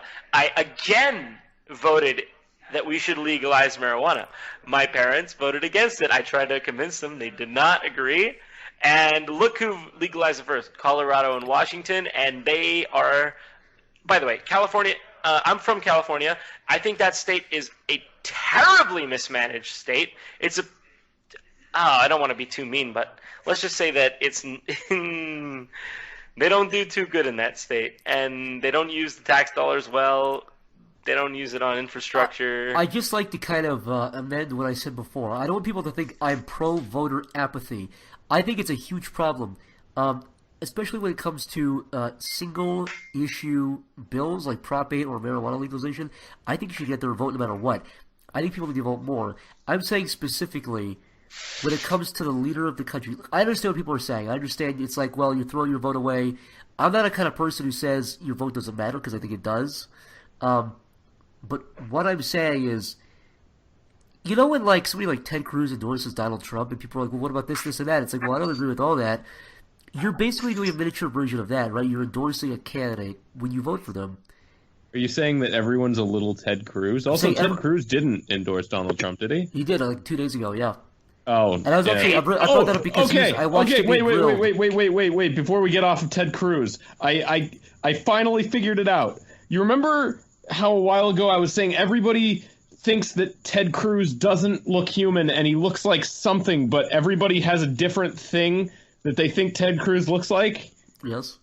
Have you guys ever seen White Chicks? I saw you mean the movie where two black dudes dressed in whiteface and incredibly fucking... Yeah, you talking about that racist movie that insults my heritage? Yes! But you know how they have, like, the weird bloated faces because they're wearing skin masks? They look like fucking face transplants. Yeah, it looks like Ted Cruz. Are you trying to tell me that it's okay to wear whiteface, you fucking bigot? Yes! Whatever, you fucking Arab. How dare you? I'm only half Arab. And by the way, Persians are... There's a whole website I found recently that's dedicated to saying Persians are not Arabs. They're like, so if Iranians are Arabs, what about all these people who don't identify as the stupid fucking backwards Arabs? Only part of us are Arabs. So what you're saying is we should nuke Iran, right? Blow them out of the water, kill them all, right? They're monsters, they're killers. So here's the thing, and probably people don't know this about me. I've actually been to Iran. I've been to Iran for a very long amount of time. I haven't been there since my adult life, but I remember being there. And you know what's funny about those kinds of countries, especially ones like Iran? Here we go. They hate their government. At least the smart ones do. And I remember being there in the town square. They got at the time, what was it? Khamenei was the guy? The supreme leader, whatever his fucking name is. And they had him draped over the side of a building. And my cousin says, this guy's a donkey, but you should never say that in public. they can't. I think what really gave me insight, because I consider myself a full-blooded American, New Yorker. I'm as American as it comes, but my heritage half does come from there, and I've been there. And a lot of Americans haven't been outside the country. And what we don't realize is how much we do have, because these people can't fucking say anything opposing their government. Anything. You can't say it. We're blessed I don't want to use that word. I'm not religious, but like we are fucking. Or a hashtag before it. We are hashtag blessed to be able to do that. Oh, who's doing whiteface now? John is trying to appropriate white girl culture. Dude, we are fucking spoiled, man. I mean, I think John, we've all grown up in a culture and a society where people have already fucking shed blood to give us our fucking rights. John. It's not something. And if you actually go to the Holocaust, I hate to bring this up. Well, not hate to bring it up, but I was on the Holocaust Museum website the other day, and as we all are casually on Wednesday nights. On Holocaust.com. I was watching a documentary on like the Third Reich, and I looked at the Holocaust. John, this is not boding well for you right now. You know what? Okay, go on. Sorry, continue. I was watching something on the fucking Third Reich bad. I had my little hat on, and I was screaming around my office, and I never said I went to Holocaust.com and said, "Look at these lies. Why do they keep lying to my people?" No, for real. And I was on the Holocaust website, and it said. And I was looking at their About section, and because the Holocaust is something very interesting. I was looking at their About section, and it was like, why teach about the Holocaust? Okay? H3, John Browse's Holocaust Muslim Museum. John is the creator. John is the founder of holohoax.com. Let me just read the exact quote because I can look it up. Holocaust website. Speaking of holohoax.com, I know I've told this story before, but in high school, I used to have there was like a substitute teacher for the high school, and she had a glass eye and thought that the Holocaust never happened. Well, what if all of the secrets of the Holocaust were trapped in her eye and she knew everything we didn't know? What if she knew the truth? You could get her to waste the entirety of class if you got her going on a rant about how the Holocaust never happened. So kids would try to do it, and then at one point somebody like sat her down and gave her a talking to about how the Holocaust was real? Saying that the Holocaust never happened because she wouldn't engage after a point. All right, go ahead, John. So let me just read, because the Holocaust is a very specific event in human history. It's kind of unprecedented in many ways. And there's this one section of the website called "Why Teach About the Holocaust?" Using internet debates. By studying these topics, students come to realize that and I love this, democratic institutions and values are not automatically sustained, but need to be appreciated, nurtured, and protected. I think it's very true.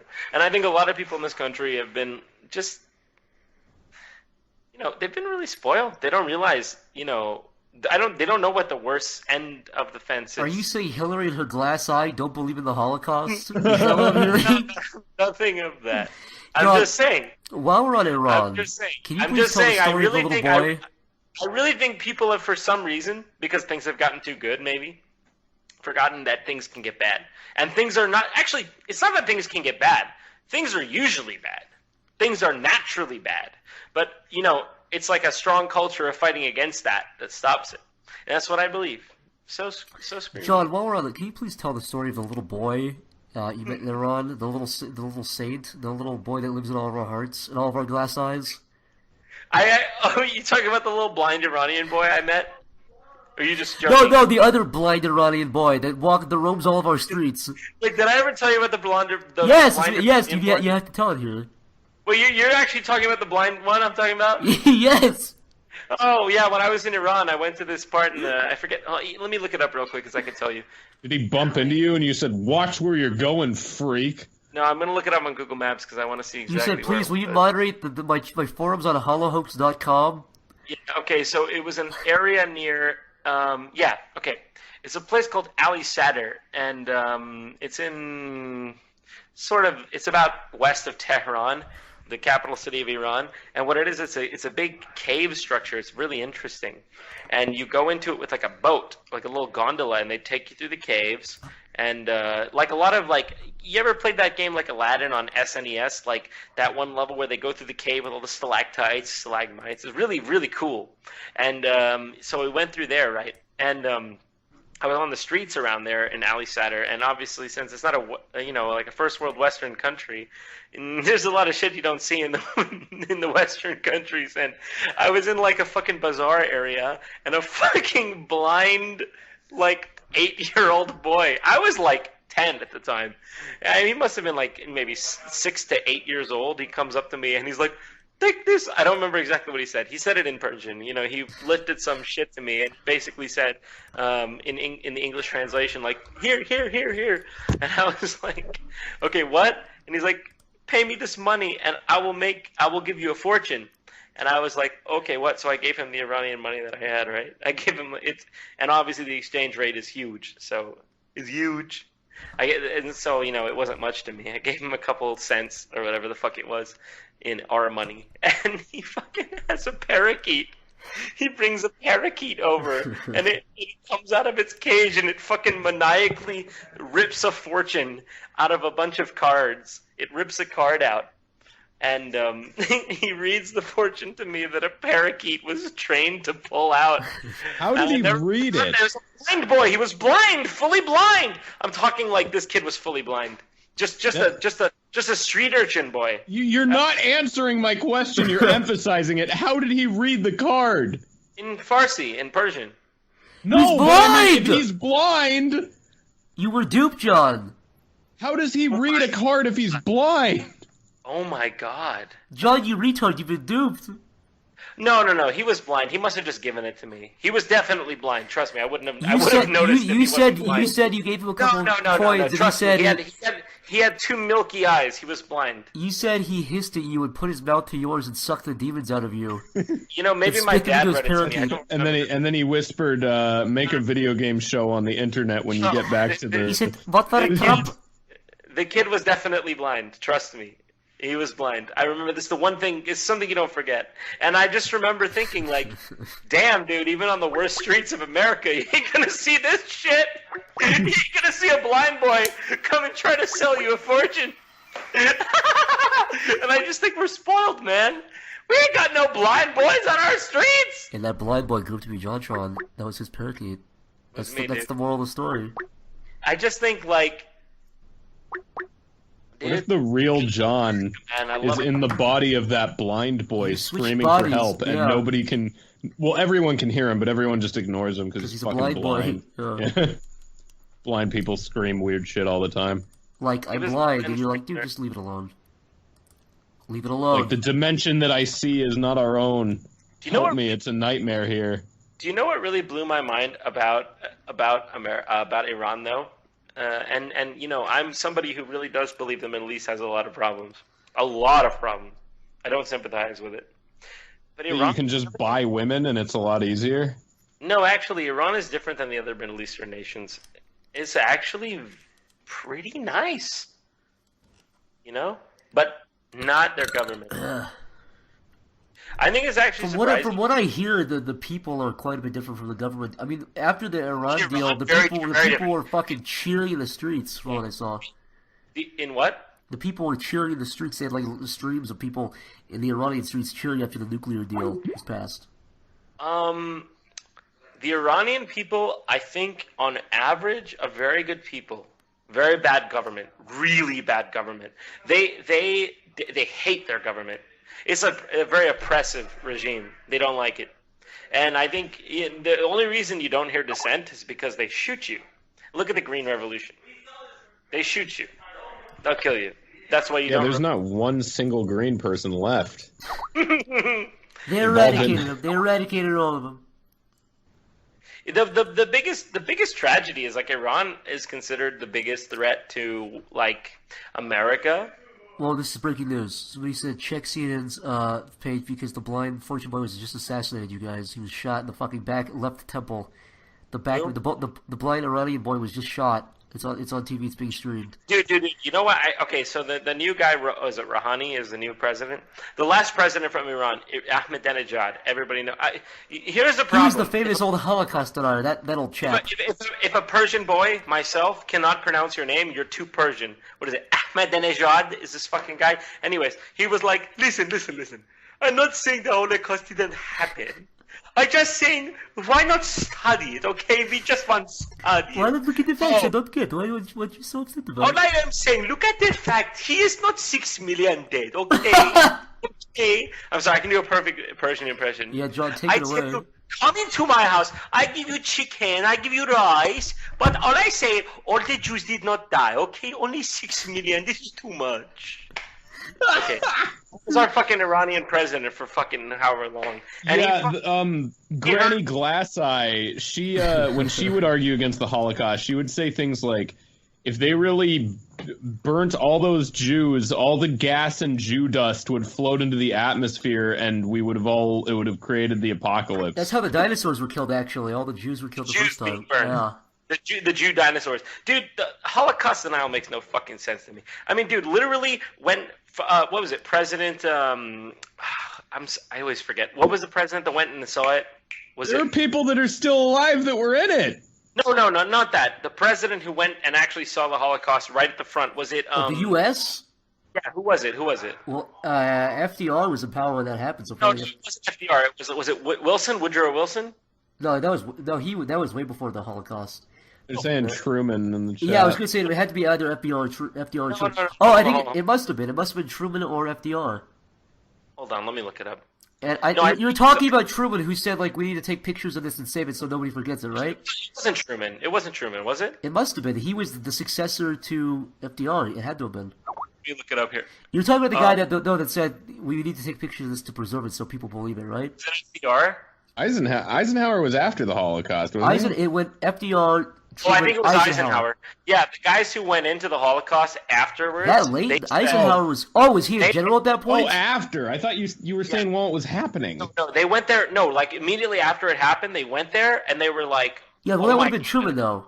They said... I don't remember who. I don't think it was Truman. Sorry. Forget what you were saying. So they're saying it was Eisenhower, and he was a general when he took the pictures. Anyways, I don't think it was FDR. Anyways, they went in there. Okay, it was General Eisenhower. Sorry, John. And he was like, oh my god, if we do not fucking document this, nobody is going to believe it ever happened because it's that ridiculous. Yeah, that's so how people are saying it was Eisenhower when he was a general, but not president yet. I'm pretty sure it was Eisenhower. Yeah. Hold on, I'll be right back. I'm sorry, I gotta go one more time. Oh, it's good. The Holocaust. I don't think Eisenhower ever existed either, honestly. I think both things are made up. I think this Holocaust thing and this Eisenhower guy, neither one of them sound. I think John just. I think this was all revealed to us through Thoth. I think that's how it was revealed to us. I mean, if the Jews are really aliens from our future, they should have seen this coming. Yeah, could prevented it. Yeah, it couldn't have been. Well, people won't. I only asked that because FDR was alive with the Holocaust. I don't think they put wheelchair ramps at Auschwitz. They cleared the area for him. Oh god. I mean, Eisenhower was still being flown around and stuff, but I don't. Yeah. Fucking. That's got to be one of the worst things I've ever said. Just on a sentence structure level. Just as a pure soundbite. Yeah, God Let's get on to Thoth. I'm going to take a leak because I've had a bunch of beer. Hold on. You don't want to get onto Thoth. You're going to be in a bad mood if you get onto Thoth. Zach's got... Nobody bring up Thoth when he gets back. He's going to go off on one of his Thoth tirades. He gets weird about Thoth. I don't know if anybody saw the last stream I was on with Sea-Dog, but I got so mad about Thoth. I have no idea why. Holla holla get Dolocaust. Thoth 2016. The thing with Progerians. Yeah. Fucking... Stop it, soy socks. You're not helping. Yeah, I think all of us drank at least a little bit for this this debate. I don't think you can really What's your opinion on Zach hiding his Nazi gold? I actually do have Nazi gold. It's probably not real, but I thought it would be funny to buy Nazi gold, so I bought Nazi gold.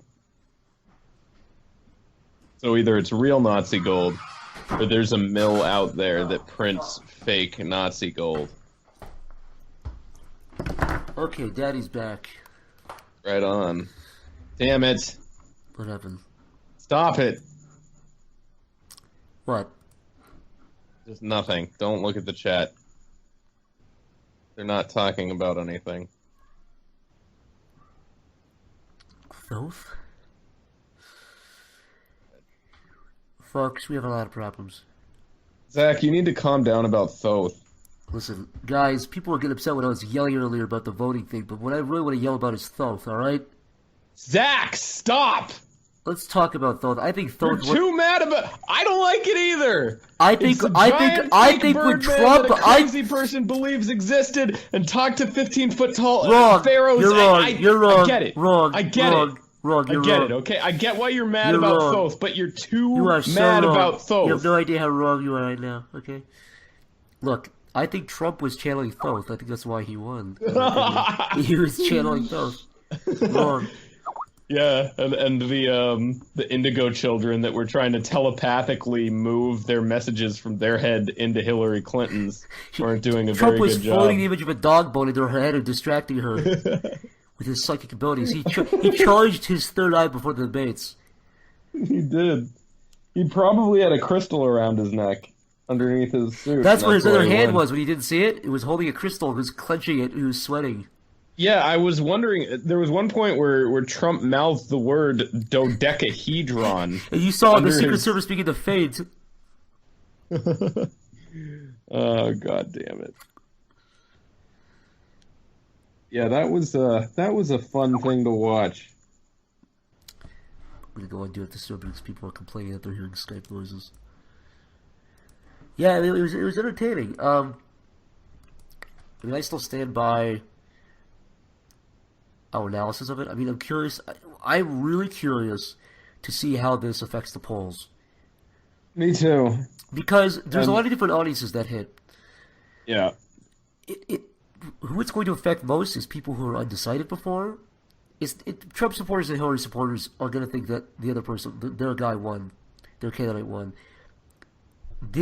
I wonder how many people this will push either to not vote at all or to undecided voters who will vote for one of the two. I wonder.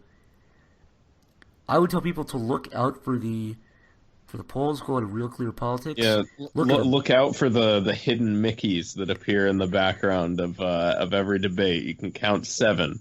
If you scroll down through Real Clear Politics, you can see the word Thoth spelled out. Oh god. Yeah, this is an election, all right. Man, but it is my belief. I mean, if you looked at the polls recently, I posted them on my Twitter for anybody who follows me. I'm also curious, by the way. I wonder where these fucking people came from because there was 2,000 people in here, and it seemed like a lot of people at the very beginning when we started this weren't very familiar with who I was or who any of us were. Was this promoted by Twitch or something? How did we get 2,000 people? My streams usually average like 600 or 700. Even right now, it's like 1,800. Yeah, I mean, I think people are interested in what the fuck you think about politics because you people have told probably me. alienated everybody who doesn't at this point because you're just constant. Oh, did John retweet And then there's this? robotic probably, Jonathan was a factor, I guess. Too. Okay, John retweeted. Okay, that's probably what did it. But if you look at the polls, the swing states currently they were supposed to be Nevada, North Carolina, Florida. At one point it was Georgia, but Georgia was never really. Arizona to some degree, Iowa, Ohio. Maybe you could argue Pennsylvania, New Hampshire. Trump is leading in all of those except for so he's leading in Nevada. He's definitely going to win Iowa. Definitely going to win Ohio. Very good chance he's going to win Florida and Nevada and North Carolina. He's been leading recently and closing the gap in Colorado. If he starts leading more in Colorado, electorally, mathematically, he wins the election. If he can hold the states, the polls say he's going to hold. So yeah. Oh, did you see the Donald Trump tweet where he says the concept of global warming was created by and for the Chinese in order to make the U.S. Yeah. Yeah, that's gone viral, I guess. Oh, has it?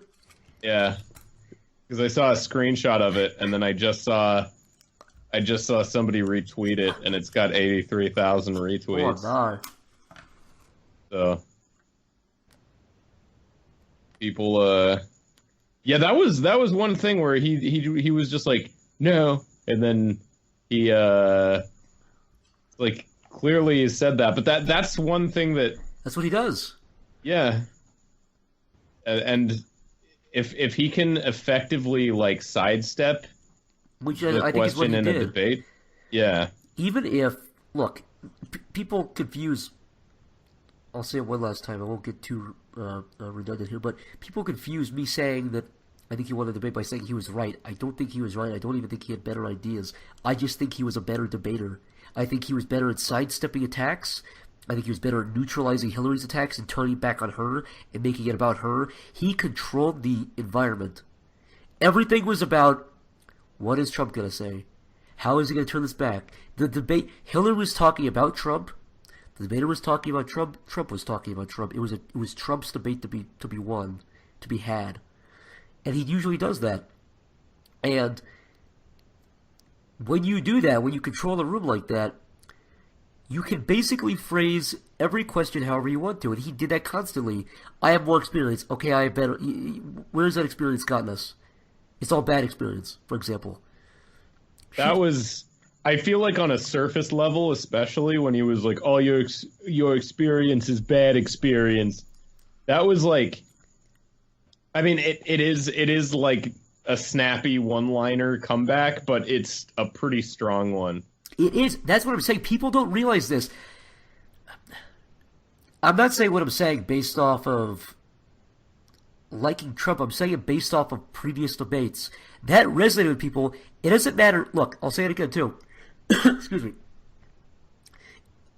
During one of the Republican debates, he did it again this time. I was surprised because Hillary reiterated something Megyn Kelly once said maybe about a year ago, a little bit less maybe, during one of the Republican debates last fall, where Megyn Kelly said, "You've called women you don't like fat pigs, disgusting, etc." And he said, "Only Rosie O'Donnell."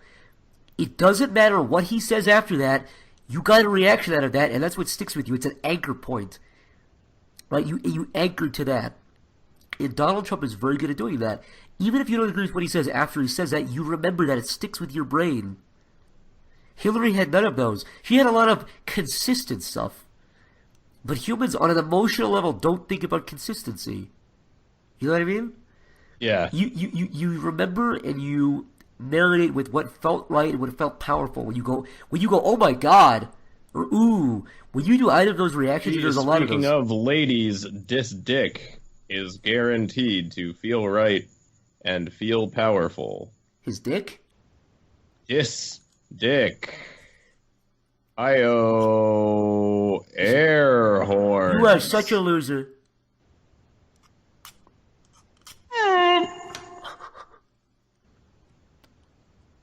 That was an attempt at making an air horn sound. But yeah, sorry, I wasn't protesting your comedy there. I was just lighting the cigar more. Oh yeah, I'm also realizing though that my fucking buzz is wearing off and I'm kind of deflating. Mine is too. So, I think generally we're probably gonna wrap this up soon. Right on. I mean, I think we've said basically what we wanted to say. Chad, I'm curious to your thoughts. Seriously, what any closing thoughts with you people? But my prediction is as follows. I think if the next two debates go. Hello, can you hear me? Yeah, we're actually gonna wrap up in What up, the next 10 Johnny minutes. Tronson in the house. What's going on? DJ Robotic Jonathan on the ones and the twos. Wait, can you hear me? Can you hear me regular? We can hear you regular. And I hear you say, "Hey." So what's the question here? Oh, we're just kind of giving. If you had to fuck one guy, who would you fuck? Yeah, go. Oh, Donald Trump, the world overlord, number one. John, what are your predictions about the general election, about the next two debates? That's kind of what we're closing with. Okay, I'm going to give just a nonpartisan thing here. I think that Donald Trump has a lot to lose in the next 2 debates because it does appear that some of his arguments are shallow. So he's going to have to really be careful in the next 2 debates because his shallowness might come through, and that will convince the American public not to vote for him. That said, I really don't like Hillary Clinton. I don't think she has the best interests of the Americans in her heart. I hate to say that, but I really just don't think she does. My prediction is Donald Trump will win. The end. Okay. What about you, Lyle? I think it could go either way, but if she has another debate like that, I think that it might just fucking be my over. thinking goes along yours. I think, so I've said it before, but just to reiterate my points, I think if the next 2 debates, or even the next one, honestly, 2 out of 3 is not very good odds.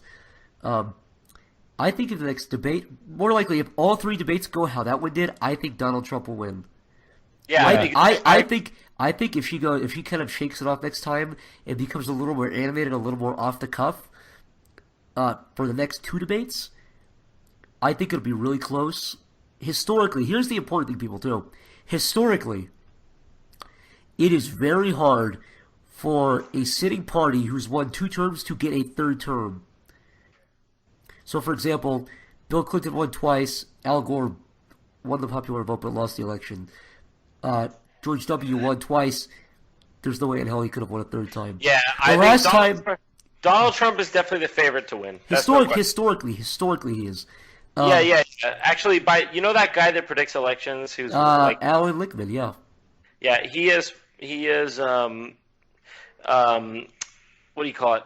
Predicted that Trump will win, just based historically. Trump is such a shaker-upper that it could not be true. Well, the other thing too. So Reagan won by a landslide in '80 and he won 49 out of 50 states, and he almost won the 50th state in 1984. He won a historic landslide. His VP, George H.W., that allowed him to win the 1988 election. So the longest we've gone, let's go that far back. That was 3 terms of the sitting party. That is rare. So historically, it is likely that any Republican, Trump or anybody else, would have the odds in their favor. If it was Rubio or Kasich or Jeb or fucking Ted Cruz. I mean, honestly, if I'm being honest with you, I don't even see Donald Trump as a Republican.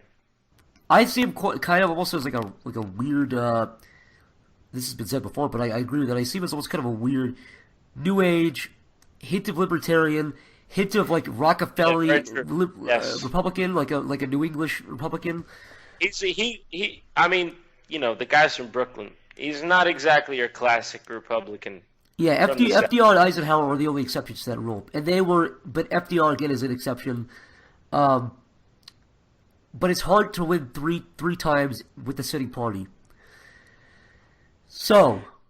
Yeah, I mean, I think Trump's the favorite to win, but I do not discount in the slightest that Hillary could just win it. If he slips up big time in the next election, that's what I think could happen. Is like he's got the potential to kind of completely unravel. He could have a gaffe that could destroy his campaign, but at the same time, people have been saying that since June 2015. But if he, again, I don't want to be redundant.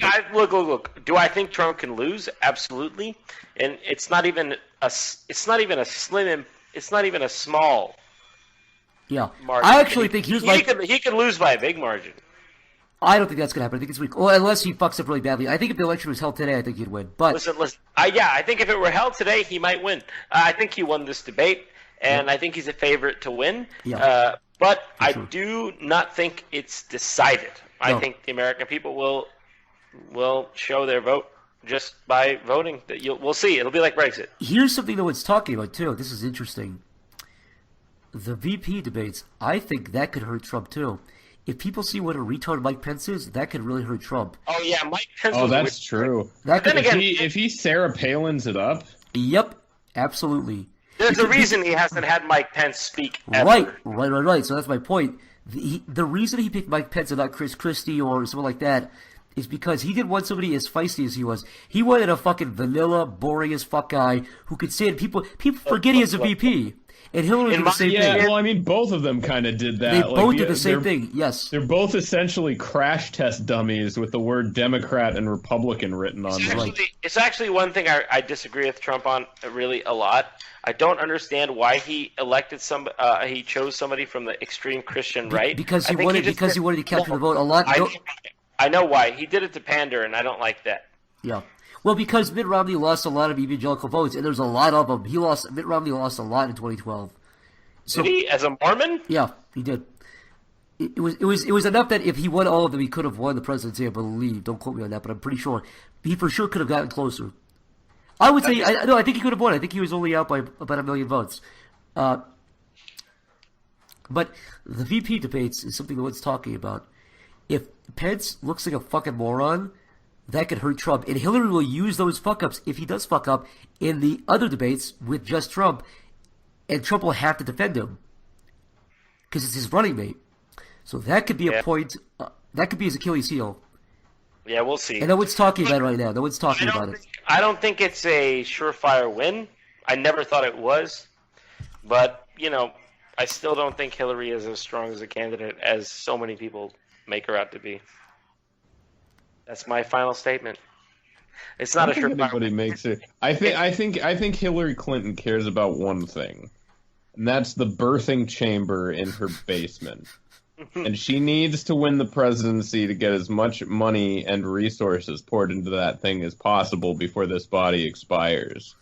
It's weird. It's weird. Legends say if she doesn't consume 14 aborted fetuses every month, she begins to decay on the site.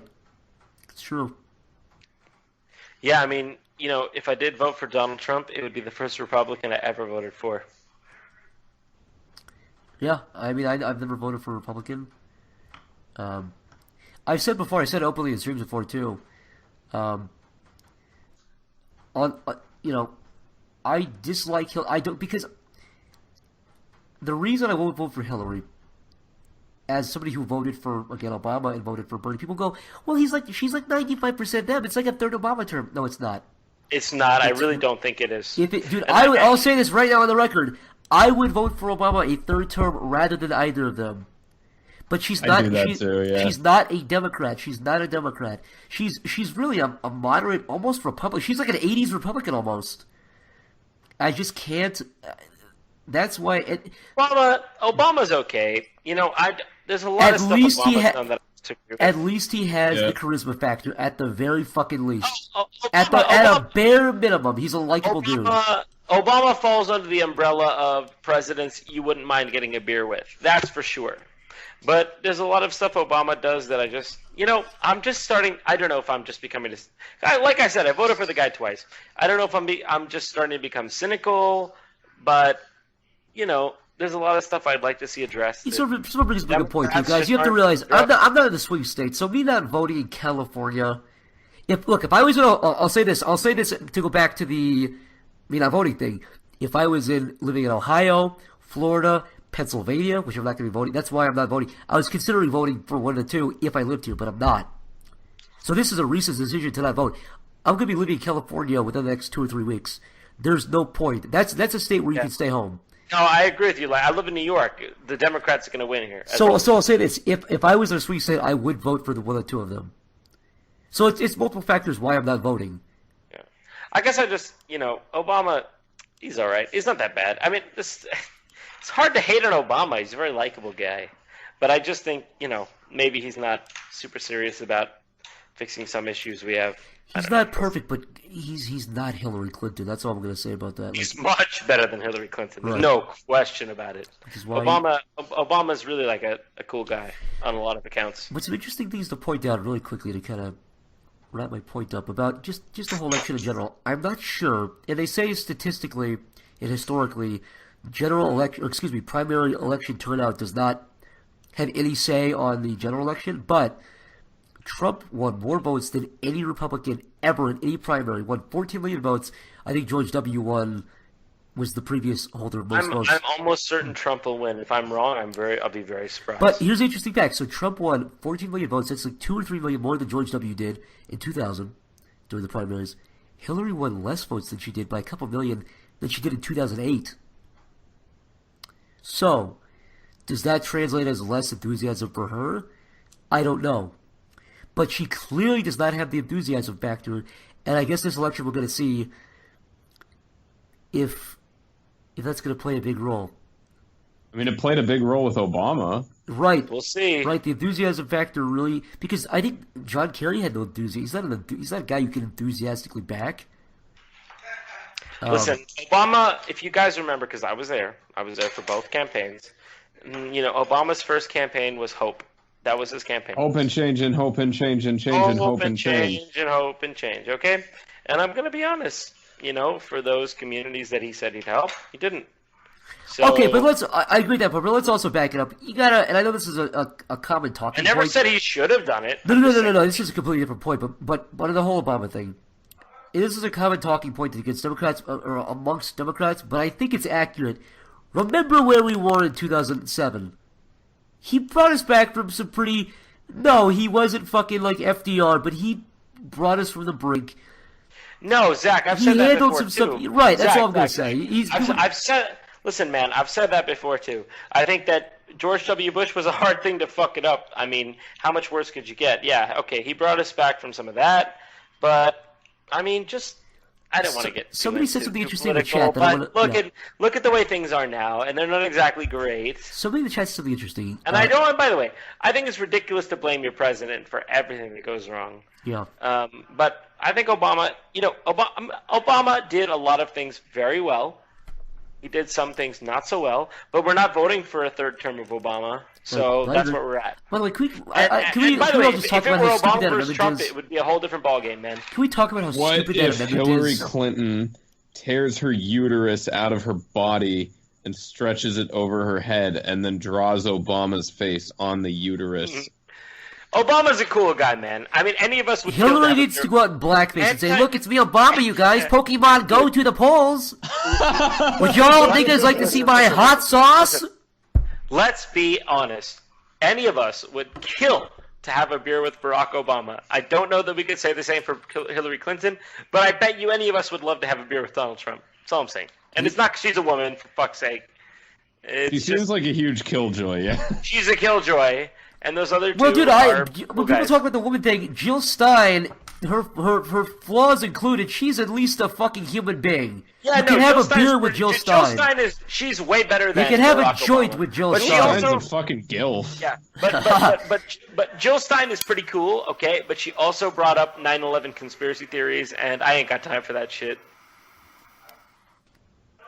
I mean, the second tower started collapsing before the plane even made impact. Yeah, that's true. But why would you not just fascistically believe the lies, Lyle? I heard that both the towers actually collapsed like 5 hours before. They had to rebuild them because they panicked and the detonators hit early.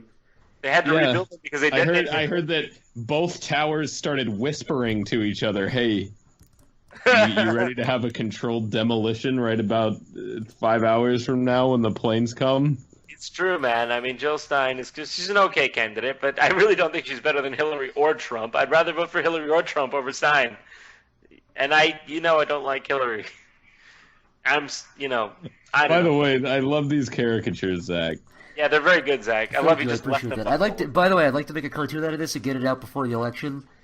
It'll really show my true feelings. This is pretty much this debate, wasn't it? Like, you got Hillary's facial expression. I think this was their facial expressions for basically the Zach, whole thing. I'm gonna be honest. Trump's looks fucking flattering. Dude, compared to Hillary. Everybody said that he looks like a fucking frog. How is that flattering? He looks like a frog. That is not flattering. No, I think you subconsciously knew the truth here. Look at Hillary. She looks way fucking more demonic than Trump does. She looks like a maniac, but Trump looks like a fucking a retarded frog person. Man, I don't know. He looks like a Disney villain that would sing like the really low baritone villain song. You're saying he's Scar, basically. I don't know, man. I don't know. I think he's an alright guy. He seems alright. I was thinking more like King Louis, but yeah. Call me what you want, man. I think the guy's alright. He doesn't say anything that's crazy. That's that crazy. He's alright. He's an okay guy. Racist. Can I say, John? Did you know that Donald Trump admits he doesn't drink? He hasn't ever had alcohol. Yeah, he doesn't like beer, does he? He doesn't like drinks, does he? Because he said it fucks with his orange brain. It turns his skin normal colored. I won't deny it. Donald Trump seems like a pretty fucking weird guy sometimes, but it doesn't seem that bad. I just think it's crazy how much people exaggerate. I mean, look, maybe he is weird. That's the thing, right? Is the unintentional effect that they've created is they've exaggerated him so bad that when he comes across as remotely normal, you're like, that's what I was saying. When he walked out, at the very least, said, "Yeah, you know what? If she wins, I'll endorse her." That is something that nobody on probably the left expected because they've been told that he's the next Hitler. Okay, Andrew, I'll be there in a second. Let me just say this. The biggest contradictory effect that they've had is the fact that they've said that he's such a racist, a bigot, or whatever, and he's clearly not. So yeah, if he isn't normal at all, people are like, well, he's all right. I mean, I don't want to fucking host him for a year, but he's all right. He's okay. If Trump wins, the mainstream media, and I'm not one of these guys who fucking is like I'm not a guy who's just a libtard, okay? Just understand. But the mainstream media and the left-wing media, they're doing their job, but at the same time, they're doing what Fox News did about Obama with Obama for years. Let's be fucking real. But at the same fucking time, if he wins and they're mad because people are like, oh, he's normal. Everyone said he was a retard for months and months. That is their fault and nobody else's. It's what happened with George W. and Al Gore. I looked at the thing earlier where it was I'll actually link it on my Twitter. It was perceptions of the candidates before and after debates, and every time, like George W. Bush, everyone said, "Oh, he's a fucking moron. He's an idiot." And then when he debated Gore, people perceived Gore to have won just because his standards were the bottom of the barrel. When he came across as slightly intelligent, excuse me, when Bush came across as slightly intelligent, like he could string words together. People are like, oh yeah, he won. Maybe. Look. It's what happens. I wouldn't. If I introduce you to somebody else, like this guy, he's a freak. He screams and shits himself. And you met him. He's like, oh yeah, how's it going? He's like, oh no, he's not that bad. Like it's an expectations game or expectations game. You know, I would say that, but I've watched Donald Trump and Hillary Clinton's rallies from way back in the time. Back when the media was shitting on just him, and. I don't think he's as crazy as the media says. Maybe he is crazy. I have conversations. Certainly, he's not as crazy as the media says he is. I have a lot of conversations with a lot of Trump supporters, and the first thing they always say as a defense mechanism is, "We'll say one thing that he said that's racist," and my first argument is, nothing. He's not a racist. But here's the policies I disagree with. What policies do you disagree with? The stuff he said about nuclear weapons, I disagreed with. What was it he said? He was at a town hall or something. He said that. You talking about when he asked 3 times, quote unquote, about the bombs? No, not even that. But Hillary actually brought it up. But she brought it up so badly. It was such a good point. That was I think that was the reason where I was like, how is she making such a? That was what it was. Where I was like, how is she making such a fucking good point so terribly? It was when she was talking about his stances on nukes. And it's like, that is the scariest thing about Donald Trump. Yes, and she managed to make that point like a fucking idiot. Yep. And that should have ended his campaign. That should have been so much of a stronger point. But she I think she worked. What did she say, or what did Donald say? So Trump said Trump was at a town hall or something to that effect. I believe it was a town hall, and the interviewer asked something to the effect of, it was a question about nuclear policy, about Donald, if you stop defending these countries, Japan, South Korea, etc., because they're not paying you, would you be upset how they defend themselves? And he basically alluded to pretty blatantly that Japan, South Korea, and maybe Saudi Arabia should arm themselves with nukes. Now again, that scared the fuck out of me hearing him say it. That's a bad foreign policy idea. That's a bad concept. I disagree with that fundamentally. I think it's one of the most dangerous ideas ever espoused by a candidate to ever run that I've heard.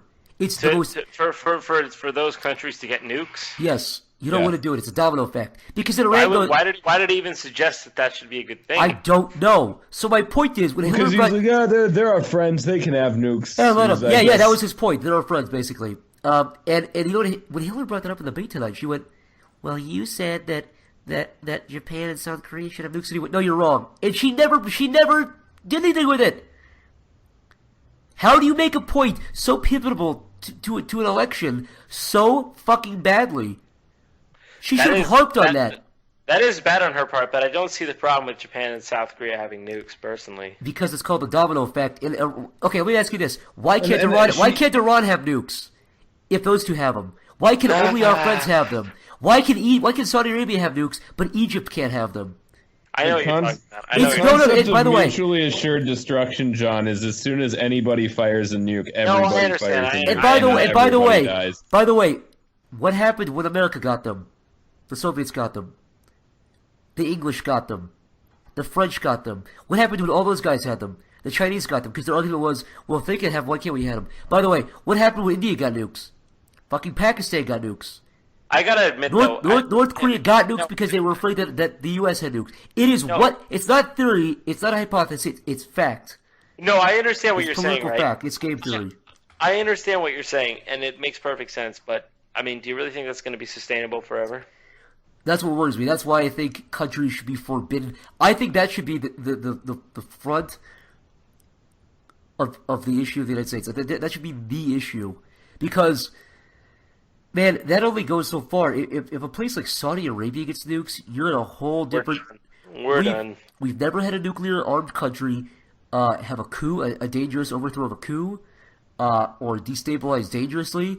When the Soviet Union collapsed, it was pretty peaceful, despite there being some internal struggles. We've never had like an Iranian revolution with a nuclear country. By the way, we've never had a large-scale war and had to close in and kill the leader of a country with nukes. For example, I always bring this point up. If Germany had nukes in World War II, we would not have closed into Berlin. Because if Hitler killed himself anyways, why not pop a few off? It fucks with the whole theory of war and game theory and everything. It's super fucking dangerous. Well, that's the whole reason we've had peace for the last 6 years. Right, but imagine if a country like North Korea, for example, gets entangled in a war with South Korea. We can't just invade North Korea and kill Kim Jong-un because he'll fire the nukes off. If he's gonna die anyways and be fucking hung like Saddam Hussein, why wouldn't he? That's true.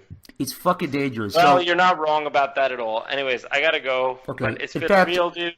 Yeah. This has been Check wonderful. your flopside, By the way, Papa John. guys, let me just say this. Whoever you vote for, and really, whoever you endorse, you don't have to agree with me or Zach or Lyle. No. Just get out there and vote. I know vote. I'm contradicting what you're saying, but I really think it's important. I'll say this. I'm not going to contradict myself, but I'll say this. If you're in a swing state, vote. If you're in fucking New York or Kansas or California or a safe red or blue state and you don't want to vote, it's up to you. But if you're I totally respect if you guys are for Hillary Clinton. You know, if most people think that that's the way, then we should vote for her.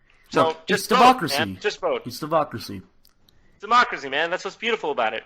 Ain't no shame in losing, man. The fact that we can pick is what's beautiful. I'll check the and that's what I believe. The fact that we can pick is beautiful. That's all I'm saying. So it's been real. You guys have been wonderful. The debates were fun. And all you watching, thanks for being here, and I guess I'll see you later. Bye, John. Thanks, everybody. Okay, John's guys. gone to the Great Aleppo in this. It's been real. I'm gonna go to the Great Aleppo in the sky. What is Aleppo? What's Aleppo, though? All right, see you guys. Thanks for having me. Of course, man. Thanks for joining. Thanks for being here, man. Bye. So I'm going to read off some donations I got over the course. I was completely unaware I was even getting donations until people in the chat brought up. So I apologize if I missed your donation, but we're going to do it now. Lyle, you can be here if you want. You don't have to be here. Oh, wait, did the call end? Oh shit, Ethan's calling me. Wait, what? Hello? Hey, I'm still streaming. Is that okay? yeah. Okay, I'm gonna do donations, but what's up? What's? Well, I was listening. Yeah, what are your thoughts? What are your serious, real thoughts? Well, did you watch the debates? Did you watch the debates live? I watched Who do you think won? If you want to reveal that. I hate talking about it because everyone loses their fucking mind anytime you express your opinion. Hey man, look, I've been getting chewed out, so nonstop. I never express my opinion about this stuff, but I think it's for me. There's like John. I wanted to confront John about his belief in Trump, saying he's not as crazy as he seems. Right. And there's two things that you need not ever forget. The one is like the birther thing, that he kept insisting that Obama wasn't a U.S. citizen even after he showed his fucking birth certificate. Yeah. And then the other one being that he said that global warming is a Chinese hoax. That's like two things that you can never fucking... I would even add a third thing. He also said on the debate stage, on record with Ben Carson, that vaccines cause autism. Okay, so like... Yeah. Well, that one's a little more understandable because... It's something that an ignorant old person would say. Yeah, right, yeah. Exactly. But saying global warming is a Chinese hoax is just so fucking inexcusably insane that I feel like... Here's where I think... People are desensitized because they've heard him say already the craziest things you could possibly say. Like a presidential candidate coming on and being like, global warming is a Chinese hoax. Yeah. That's something you expect like a fucking weirdo on YouTube with 100 subscribers to say, and you make fun of him on our cringe. Right. But he's desensitized us all so much to saying insane things that we can be like, he's not as crazy as the media says, but he is. See, I think this is where, because I completely agree with you. And like I said, I don't know if you were listening, but the nuclear thing really bothered me on a fundamental level. That scared me away from him forever. But with the birther thing and the Chinese, the global warming thing, I think the defense, or I think the analysis of it as well, two things. Number one, did he believe that, or was he just trying to get attention? Because Trump, in his own book, he talks about how bad attention is better than no attention. You get free press. So a lot of the argument died here. He didn't mean it. It's like, so at what point do we take this guy seriously? When I agree. Half of what I say, I don't mean. I just say it for attention. It's like, cool, so don't run for president. Keep it to the reality television. I even said, Trump. Maybe if there's Trump supporters in the chat here, I'm curious. Oh, there are, I'm sure. So I want you guys to answer this. So there's two types of Trump supporters that I've seen. It's almost down the middle. One half is... well, he's just saying shit to get elected. But once he's in, he'll use his good business skills. He doesn't really mean he's going to build a wall. He's not being literal. That's one half. I could actually understand that half. You know what I mean? Like, I get it, at least. But the other half, who believe he's literally going to build a 40-foot wall, he's going to have people, guards, manning the wall, things like that. He believes everything literally. Are they going to be mad when he doesn't do anything? Like, you know what I mean? Like... the only options are either he gets in office and does everything that he said he was going to do, which pisses off the one half that said he was just saying that, or he doesn't because he's not allowed to, and it pisses off the half that really believe he's going to do what he's saying he's going to do. You know what I mean? Either way, dude, I don't know. From what it seems like with both candidates, you can hear me, by the way? I can hear you. Okay, weird. You're fuzzy out a little bit, but it's not that bad. Okay. But yeah, go ahead. I was just going to say, I think with a candidate, like if it's a single issue topic like gay marriage or marijuana legalization, that's easy. It's yes or no. You're pretty. Most people have stances on things like that, but with a candidate, you're getting a bundle, right? So I think people are kind of weighing the options. I think people are going, well, is the birther thing is that mindset so cancerous to the rest of his brain that it's going to affect the rest of his policies? Or is the birther thing not as bad compared to Hillary Clinton voting for the war in Iraq or the email thing or whatever?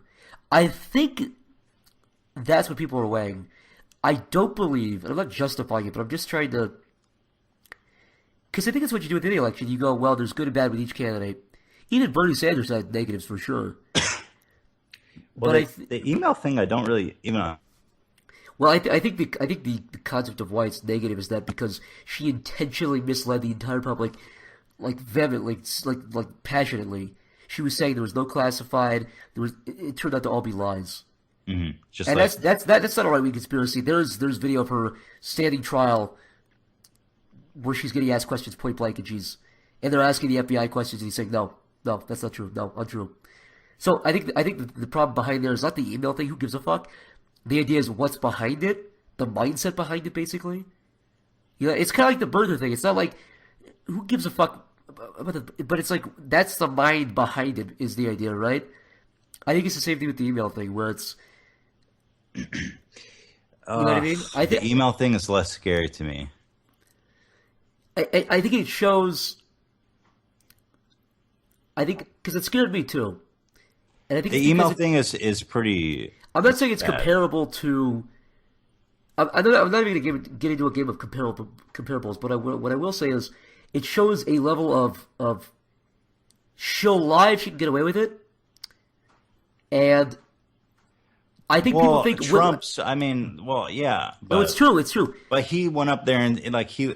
Also, you were telling John or you were talking about how she said that you support giving nukes to Japan or whatever, and he's like, no, I don't. Yeah, right. But it's like how do you call someone out who will just like lie nonstop about? Because he's a good liar. And by the way, if you're a Trump supporter and you heard things like that, that's on record. The Iraq thing is on record. The Iraq thing I don't really give a shit about because he was a fucking business mogul on TV. So I don't care about it. But the nuke thing, that was said when he was running for president. And he's just flat out denying it. But I don't know. Anyway, I don't really like either of them. But to me, but Trump is crazy and he's scary. I just like global warming, Doug. If you can't fucking get behind global warming, if you're president, then it's like, what's the point? I don't know. I'm a social liberal. Like I've always said, like if I'm pro science, I'm pro evolution, I'm pro global warming. There's empirical evidence for that, right? Like that's why Mike Pence scares the fuck out. Mike Pence scares me more than Donald Trump does because he's full on. He believes evolution is a lie. Doesn't believe in global warming. I don't think Trump has ever. If Trump denied evolution, that too would scare the shit out of me. Well, he's just like. He's right around the corner from it when you deny. But see, then you see things like with one of his golf resorts in I think Ireland or something. He had a wall built around around the golf course shoreline because he was afraid of the rising ocean tides from global warming. So does he believe it or was he pandering? We don't know. So that's the only kernel in me that doesn't make it. I think they might believe that like the climate's changing, but that it's not man-made or something. Oh, I see. Something like that. That it's like part of the natural cycle of Earth. At any rate, who do you think is going to win?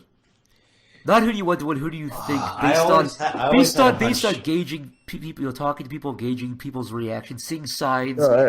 Right. I always had a hunch that Trump was going to win. You think so? Do you think that debate helped him or hurt him? I think it was pretty much everyone saw what they expected. I think it was just pretty much a wash there. Do you agree though that when I was watching that, I was getting really frustrated with Hillary because she kept walking into like the DNC thing. My jaw dropped. She brought up the fucking DNC hack, which is directly against her like best efforts. That is a huge negative for her. Like I said, it almost caused a fucking contested convention in Philadelphia. I'm sure you saw the fucking the Democratic convention. People were booing her, booing everybody else. They were tearing bloody signs of people's hands. That was because of the email links. I don't know why the fuck she would bring that up. That's a bad political move. It's a bad debate move. I mean, I don't want you. You seem tired. I don't want to fucking rope you in too much, but no, I joined the call. I don't know. My impression from watching the debate was that it was a wash. I don't know. I think the biggest thing is when you talk to somebody, or when you see those two talk, there's something not believable about Hillary. Yeah, that's always been the thing about her. I think if she had Obama's charisma, she would have wiped that debate floor. But she doesn't. She doesn't. And Trump has charisma. I mean, I charisma, like and he has believability. Let's break down. But it's like, who cares? I mean, you know that he has that. It doesn't mean it doesn't. For me, it's like people care though. That's the thing. George H.W. If you watch those debates between H.W. and not H.W. George W. and Al Gore, Al Gore is a fucking creep. His policies aside, he's a weird person. That moment where he walked towards him? Yeah, he's just like, he's just a weirdo. If you watch interviews with him, his policies are fine, but he's a weird guy. And that sits with people, and that sits with the voters, and they're like, people really do vote on a, would I have a beer with this guy kind of attitude. It's a likability contest, not a fucking, you're not voting for candidates, really. You're voting for who you like more, who has a better personality. You gotta watch this, dude, on the stream. I fucking love this clip. Where he nods at Gore. That was great. That was a wonderful moment. I encourage anybody who hasn't seen this, type in Bush Gore Here, Nod. show it on the stream. Can you do that? Do you have the technology? I have the technology. I'm just gonna make sure there's nothing bad on my fucking browser. Close your fucking bukkake shit, dog. My Hillary gangbang. Your fucking Subway / Jared Fogle. Jared Fogle / leaked his hard drive leaked. I want Jared access to it. I Fogle, want access to hard it. drive. / $5 Subway. $5 foot long, baby. Okay. Bring in a leaked Jared Fogle file and get $2 off your next foot long. Can we just quadruple check what I have? Show us child pornography on your cell phone from Jared Fogle's leaked hard drive, and we'll give you $1 off your next Subway purchase. Wait, what is that up there? Okay, let me. I've never shown a video before on stream. I just want to. Anyway, So I'm not even worried about anything negative. I'm just worried about your fucking password or something. I think it's pretty harmless.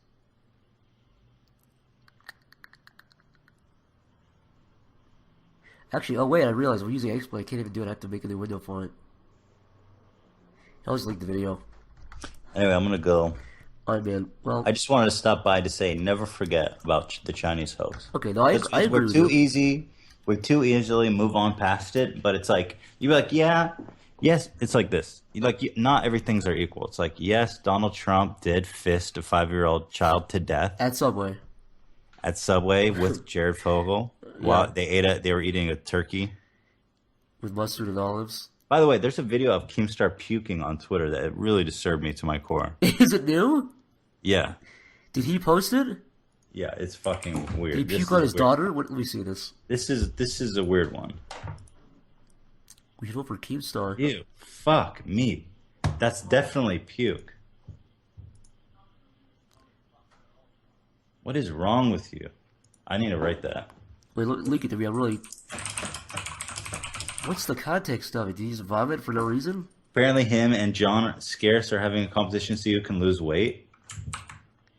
Keemstar's Look at not this. fat. Here. Keemstar's not fat though. He's Is he? pretty big. He's Is he a large. biggin? Is he? He's in charge. Is he BBW? Oh, look at the thumbnail. Gross. Like he actually posted that. To fucking. That is disgusting. At any rate, so it's like. That is disgusting. So it's like on one hand, he's like, yes, I did fist a 5-year-old child with Jared Fogle to death in the back room of Subway, and then made a Subway sandwich with that same hand without washing it. But there's all this other stuff, so let's just not talk about that. I think Trump's best moves, and like I said, I don't think he used 1/5 of what he could have used on Hillary in this debate. That's what actually makes me wonder how well she could do. She hit him with everything, right? She hit him with the business thing. She hit him with the you didn't let black people in your buildings thing. That's pretty much all, to my knowledge, is all she had, basically, right? And the Putin thing. He did hit her on the Clinton Foundation, on, a lot of stuff. So, I think she's. I don't know. I don't like either of them, but I'm just saying. no, I'm I not feel like disagreeing. that- Look, I I told people I'm not conversation was voting too for either of them. favorable to Trump. Well, And I was saying feel I think like- he won the debate. I still think he did because he seems like a better debater. She talked a lot, but she said nothing. She's a bad speaker. Yeah, She it was does funny. this thing when she talks, and she goes like this. Right after the debate, I know it's like a meme, but CNN was like fucking riding her cock like crazy. Man, that's not gonna help her. It was when crazy the, to when see the average the Joe turns on the fucking TV. disconnect. Yeah, a true disconnect. Yeah, they call it the Clinton. How do they call it? The Clinton News Network. I Yeah, call it the Clinton Clinton News Network. But I think he just had more enthusiasm, more charisma, more energy. You believed him more.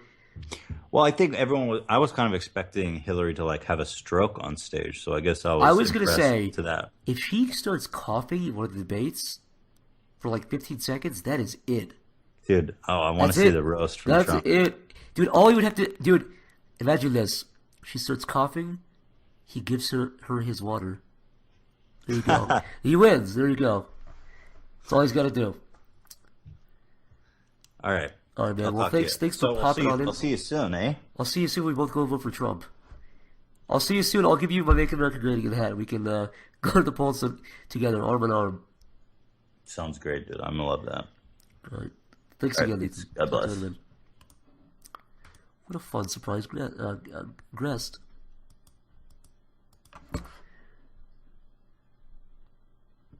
Okay, let's get down to the donations, though. Okay. Holy fuck, this is a big one.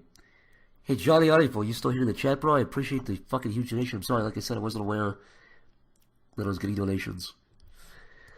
Special thanks to Johnny Arifel for donating fucking $50, and he says, my head hurts from watching that. Please heal it with some knowledge. Hopefully I gave you some Ty Lopez level knowledge, I hope. Crackville donated $2 and said, isn't it fucking annoying, though? Because the two-party system has literally forced people into choosing either one of these candidates. Well, you gotta realize, I said it before. I agree. I think we need the alternative vote. And it's not an unpopular opinion. I think CGP, Graham, whatever the fuck his name is, type in alternative vote explained on YouTube. He does a really good job breaking it down for little babies like me. But it's a great video. I think we should use that on a nationwide level for the general elections. I think it would put a dent in the problems and the sort of the voter apathy and the voter hatred for the system. But you guys gotta also realize, these two didn't fall out of the fucking sky. They were picked by primary voters. They were voted as the best through the primary system, and they're there because of that. So I can't really complain. It's democracy, right? And I'm not bitching. I'm not one of these guys. I'm not bitching, but I'm not bitching for that reason. I'm bitching because I personally don't like either of them. And my view is, I'm pro-capitalist in a lot of ways. If you're a restaurant, for example, I made this analogy before, but if you're a restaurant or a business or a politician or anybody, it's your job to sell the customer.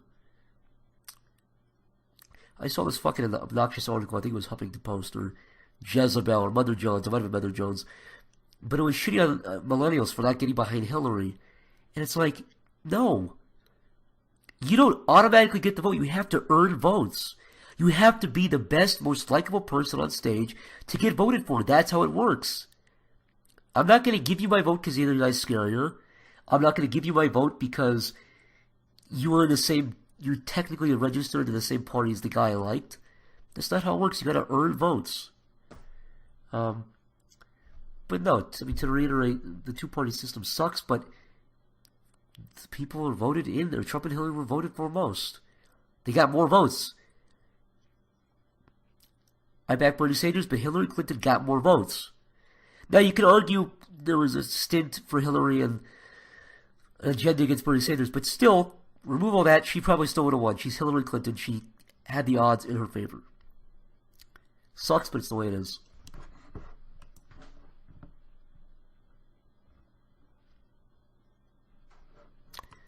Let's see here. The Trumpy donated $1. Hopefully Donnie builds a wall about you very soon. Mr. Homeless Hobo donated $10 and said, I really enjoy your artwork and the debates tonight were hilarious. Best comedy show of the year. Also, please show this image on stream. Let's see.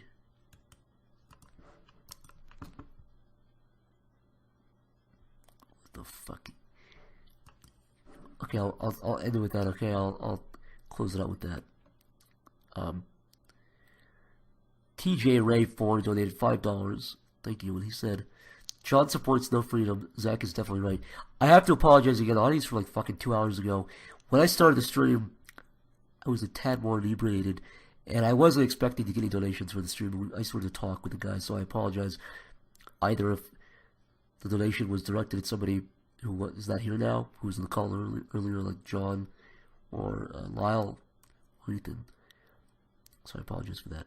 Next time I do a stream like this, I'll make sure to either disable donations or keep an eye on them. Team Zach donated $1 and said, Zach is right. Oh boy, I'm blushing.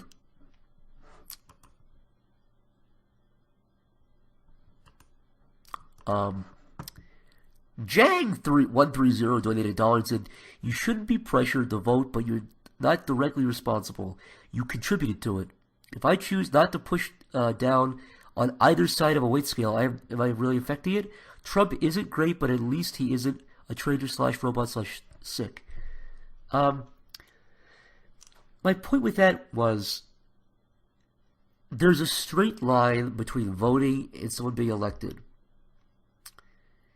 I guess you technically have the electoral process, but really, it's very rare that your representative is going to flip. It's very rarely happened where, for example, a politician from a county or a state has gone against his own people's will. That very rarely happens. So, for the most part, voters directly influence the election. Excuse me. And again, I don't want to seem like I was being fucking holier than thou or self-righteous or like a martyr by saying, I don't want to vote for Hillary because I don't want dead kids in the Middle East. But if you boil it down, Hillary is likely, she's likely to, because of her record that I've analyzed and voters have analyzed, she is likely to start a conflict and destabilize a Middle Eastern country or another country, whether that's just funding funding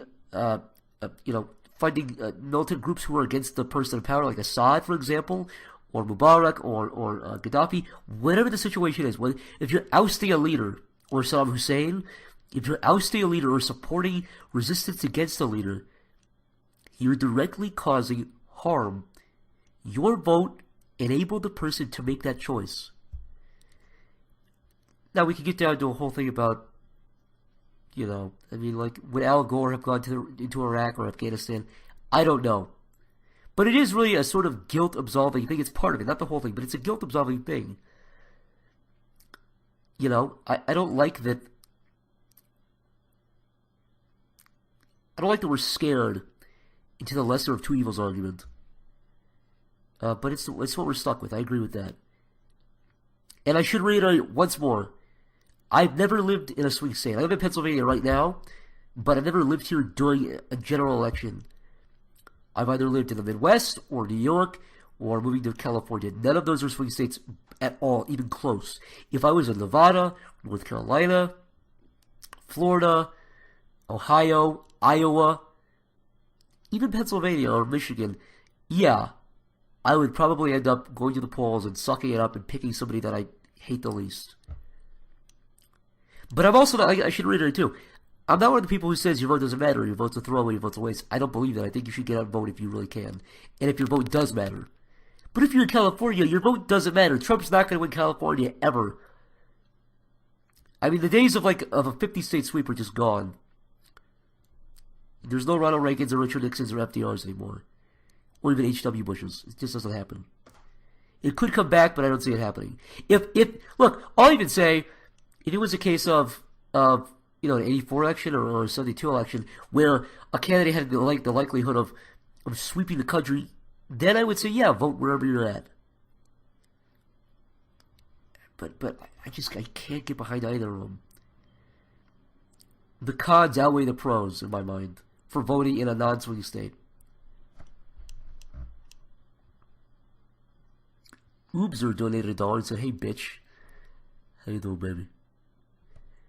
Hey, look, it's the Wolfhard. The Wolfhard donated $3 and said, "Zach, Thoth is a stand-in in JoJo's Bizarre Adventure, which is used by the characters, the Oingo boy. Oh, the Oingo boy.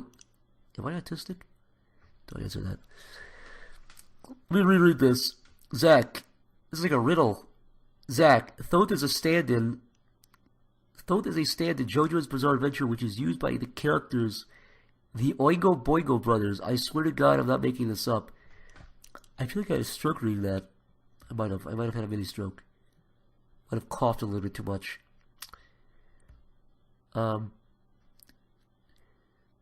Schizofist donated $1 and said, "Wish I could give you more cash. Loving your streams."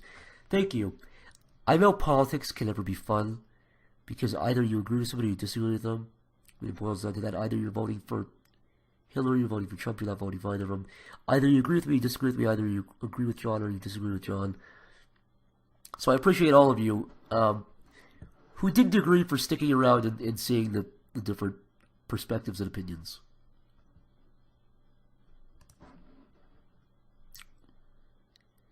And finally, 59 Hey donated $5 and said, "Fucked my balls, smoked my girl. Now I'm watching your day. What a good stream." Are you the same motherfucker who said that before about fucking your gal and smoking the pot? If you are, keep it up, bro. Keep fucking that pot and smoking that woman. Smoking that pussy, dude. So that wraps up the donations.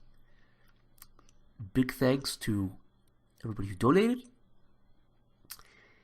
everybody who resubscribed, everybody who just viewed without doing anything.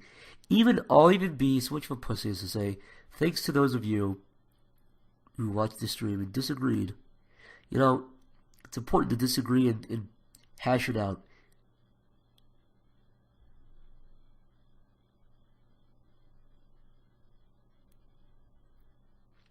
Let's see what the chat is saying.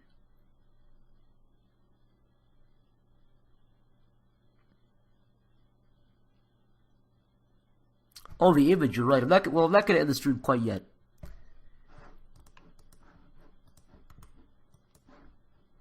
But I will.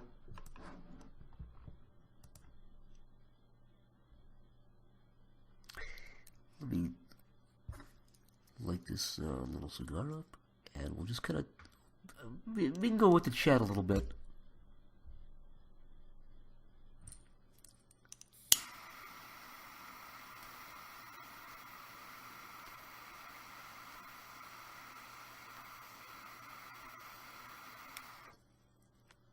Mouth cancer.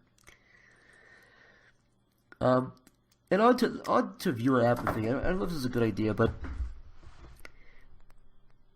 I think two big things that can help with higher voter turnout and engagement is, and look, I'm not trying to fucking run for office here. I don't want anyone to think I'm, again, being holier than thou or thinking I know a lot about politics. I'm just giving my 2 cents. But I mentioned the alternative vote. I think that'd help a lot. Or the instant runoff vote, or whatever you would call it. I think that would help. Because it would make you not want to be scared to vote for a third party. It could enable people to drop out of the primaries and run in the general election. And then I think that would be very interesting. So, for example, like John Kasich or Ted Cruz or Bernie Sanders or Lincoln Chafee could drop out of the primaries and re-enter in a different party. And you could vote for them. And if you go, well, they're my first choice, so-and-so is my second choice, so-and-so is my third choice. That way, it basically runs off, and if A doesn't win, then B gets your votes. And if B doesn't win, C gets your votes. It's a really good idea. But I think the other thing, too... yeah, no, I'm not saying it'd be easy to pass. It'd be really fucking hard to pass. It's a really obvious solution for a really hard problem. But I think another thing that would help is, I've always thought it would be good to give people, to make voting a small tax write-off, essentially a percentage of your income. I don't know how well that would play off, but for example, I don't even know, man. I don't know what percentage that would be to it would have to be high enough that would actually get people out to vote and make a difference, but it has to be low enough where you wouldn't lose a bunch of money every time there's an election. But imagine if every 4 years you could go, yeah, I voted in the general election. And I voted on this many bills. Check that off on your taxes. That's a write-off. You pay $100 less every year. $200 less. You voted for Trump, you voted for Hillary, doesn't matter.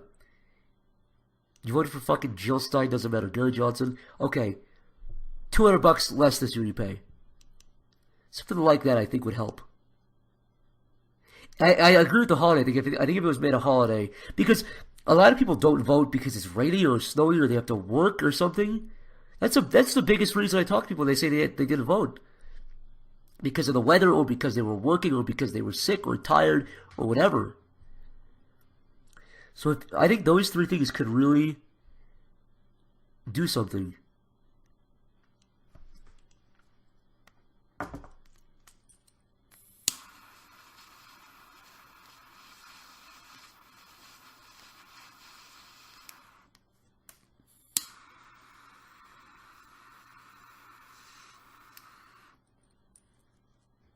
I don't know. What do you guys think?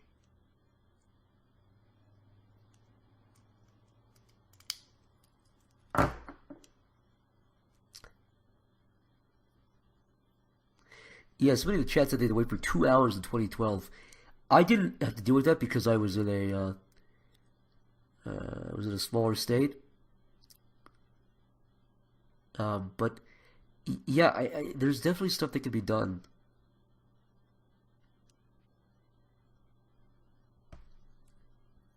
The noise you're hearing is not me vaping or smoking weed. It's me giving some juice to the cigar.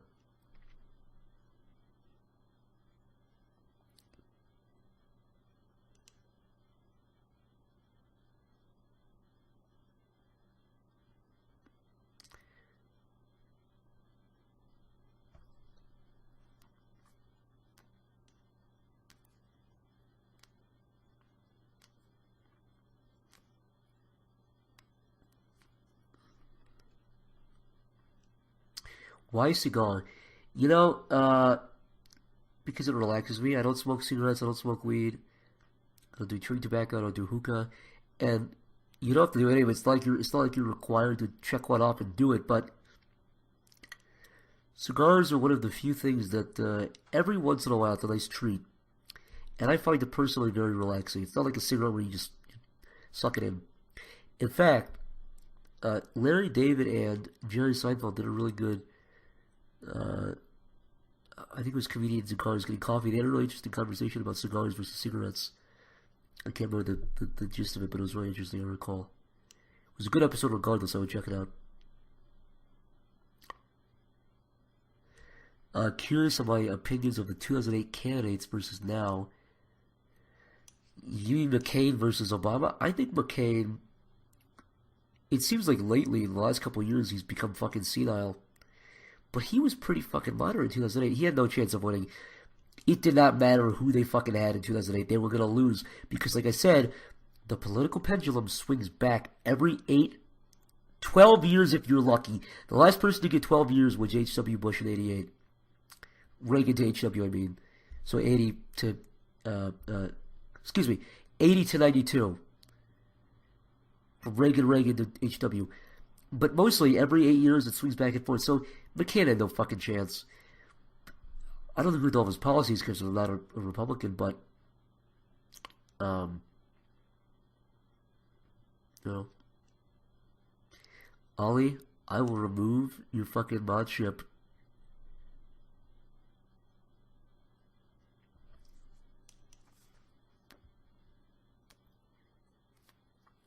So you could be a damn dirty little Arab troll. Have I tried the Skull vodka? I haven't actually. I believe, yeah, Palin was also. Palin actually, I don't think people recall, but Palin actually bumped him up a little bit after he picked her. But people saw her talk, open her fucking mouth, and they realized she was a fool.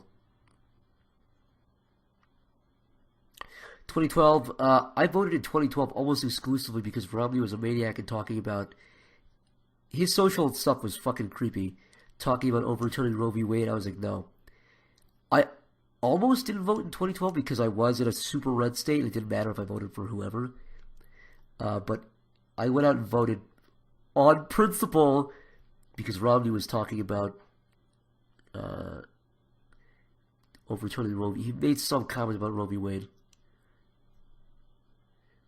Roe v. Wade is the abortion law that legalizes abortion. He was talking about overturning that. Or putting a judge in who would overturn that, basically. My opinion on Ron Paul. Ron Paul has some good ideas. I think other ideas are really terrible. I think some of his foreign policy stuff would be a really bad idea. Seems like a likable dude. I mean, on a personal human level.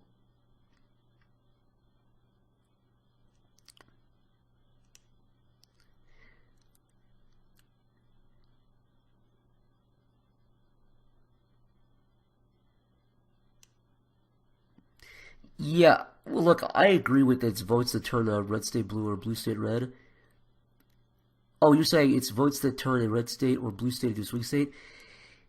I lived in a really, really red state that was never going to go blue. It doesn't matter how good the candidate was.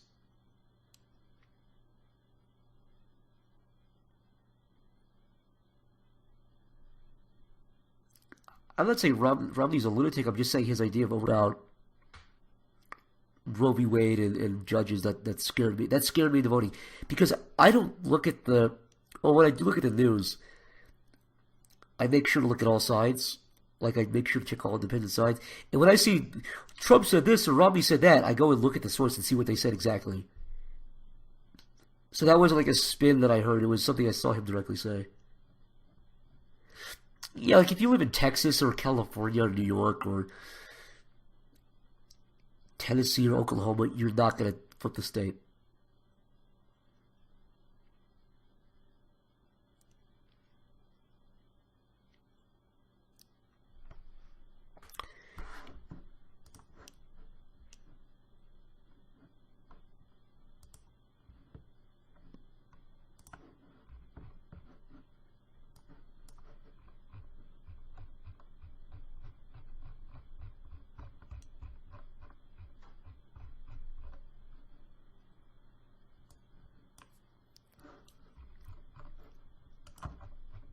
Let's keep pausing here really quickly.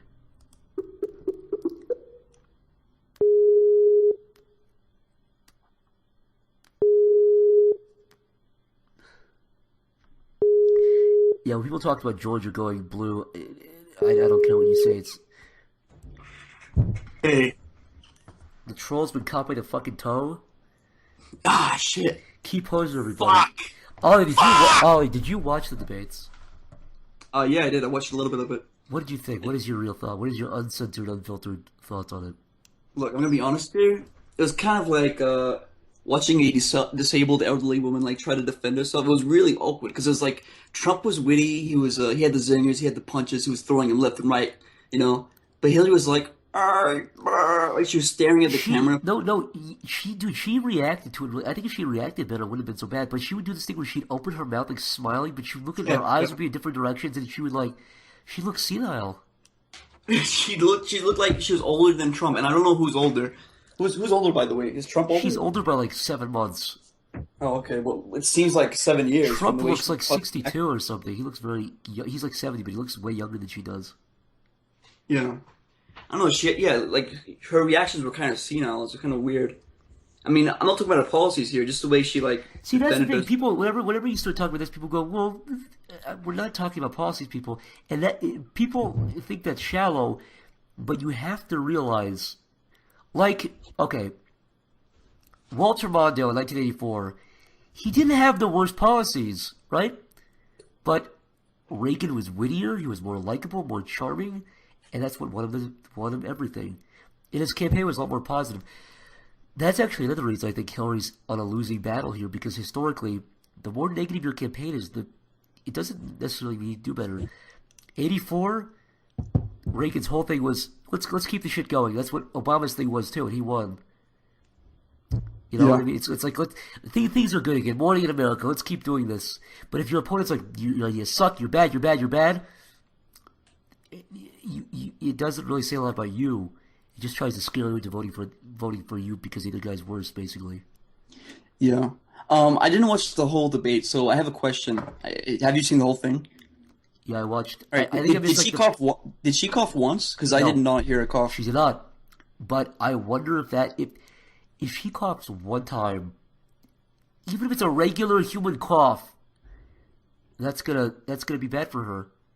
Dude, you reckon like she was holding it in, like she had a cough, but she was just like fucking. I said earlier, I don't know if you heard that. Imagine she coughed and Trump like handed her water. That would be the fucking. That would be it. That would be the nail in the coffin. That'd be it. Yeah. I know, it's kind of awkward, and like there's a lot of people saying that Trump was kind of like bad with the debate in the fact that he just kind of like fucking wedged in, didn't let Hillary speak. He was aggressive, is what he was. He was kind of aggressive. She never fought back. Yeah. And, like, I agree he was kind of aggressive, but, I mean, Hillary could have been quick to respond. She could have, like, stopped his points. If she would have just said, "I'm talking, Donald," that's all it would have taken. The crowd would have gone wild. She just sat there and stared. Yeah. She could have said, excuse me? I'm like, I don't know, I can't do a Hillary impression, but she just said, "Stop, I'm talking." Yeah. That's my Hillary impression. Ollie, take over for about 1 minute. I'm gonna go pee, okay? Alright. Alright, Ollie, don't do anything bad. There's 1,000 people in here. That's okay. Go on. By the way, people who don't know, this is Key Poser. He's the mod in the chat. He's been causing chaos. Yeah, what's up? So what do you guys think of the stream? Do you guys think that Zach's political opinions are bullshit? Do you agree with him? I want to hear what your thoughts are. I like how before Zach left, like he had to listen to what I had to say. He kind of leaned over to the fucking speakers. He was like, and then left. It's good. Go leave. All right. So yeah, what do you think? Is he fucking retarded? By the way, in this chat, are more of you guys like Democrats or more of you Republicans? Like, what's the ratio here?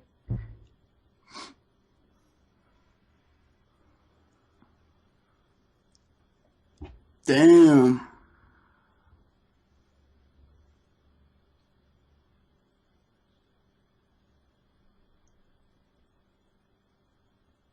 Independent? I would have thought more of you guys were Republican. So who are you voting for? Like, who are you voting for? Trump, Hillary? All right, 1 for Trump, 2 for Hillary. Go.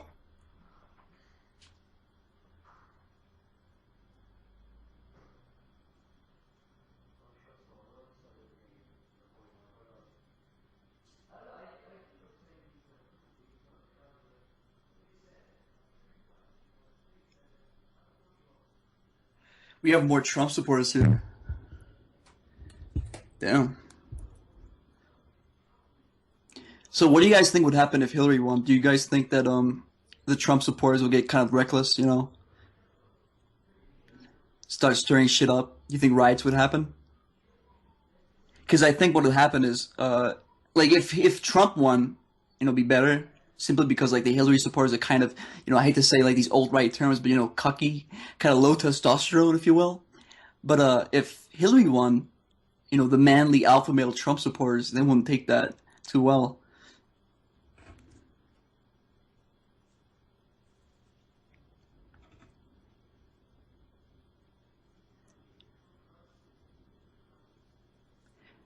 Okay, what would happen if Trump got assassinated? What do you think would happen?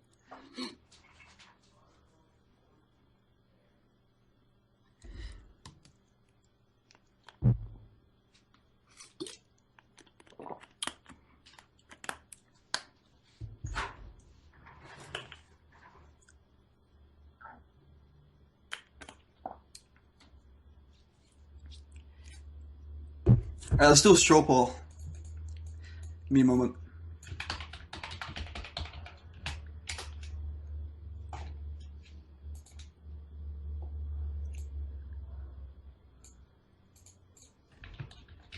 Actually, hold on, let me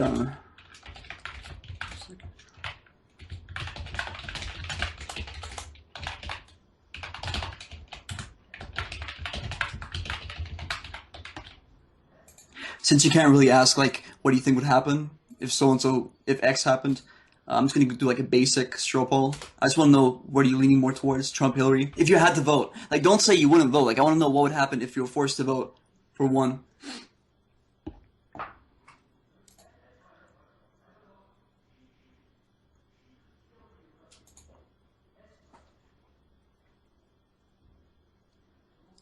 Zach is dead.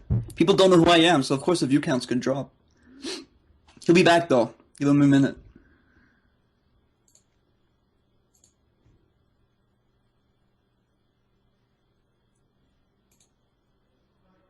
Yeah, Trump's leading. And I don't think this is just because it's the internet. Like, I genuinely think Trump's gonna lead overall. Trump, like, I think Trump's gonna win. My opinion, my 2 cents.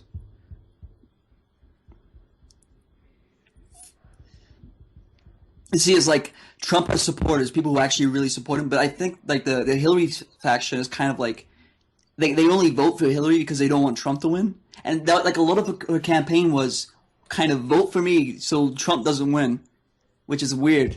You know, you should have your own reasons to be voted for. The whole thing was kind of like, don't vote for Trump, please vote for me.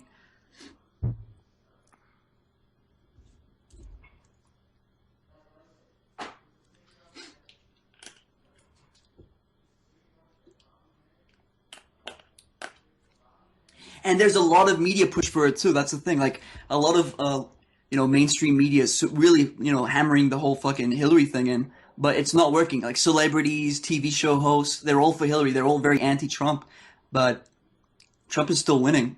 Could you imagine if they were like pro-Trump? He's already in the lead, but he'd take the cake instantly.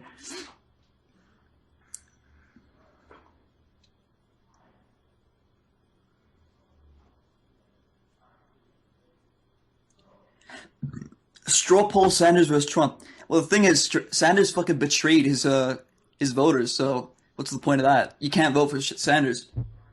If you're a Sanders supporter, he just redirected you to Trump. You guys got fucked.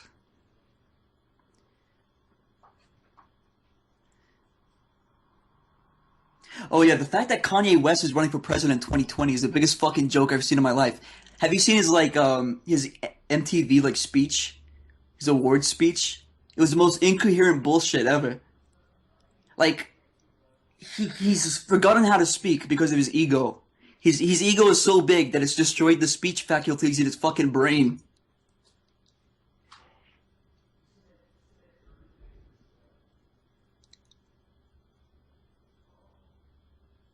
But I wouldn't be surprised if he did win, because the fucking population, I'm sorry to say, but a lot of it's retarded.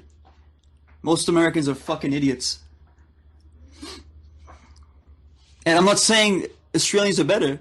I'm just stating facts here.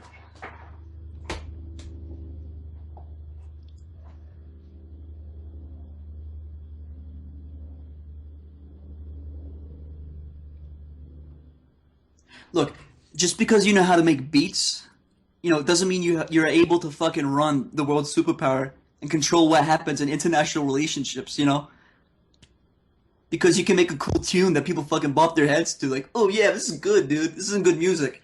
Look, Kanye's the type of guy, this is real, by the way, I'm not making this shit up. He's the type of guy to go on get a YouTube video, which is made by, probably some 12-year-old. The YouTube video is called Top 10 Anime Movies, and number 1 was Akira, right? Number 2 was... No, hold on. Number 1 was Spirited Away, and number 2 was Akira. But because his favorite movie was Akira, he got angry at that fucking top 10 slideshow video, and he made a tweet about saying, what the fuck, dude? Why did Akira win? Yo, why is Akira number 1? I mean, no, sorry. Why did Spirited Away win? Akira should be number 1. He's getting mad about this fucking top 10 YouTube video that some 12-year-old made in his fucking basement, yelling about it. But he wants to run the world.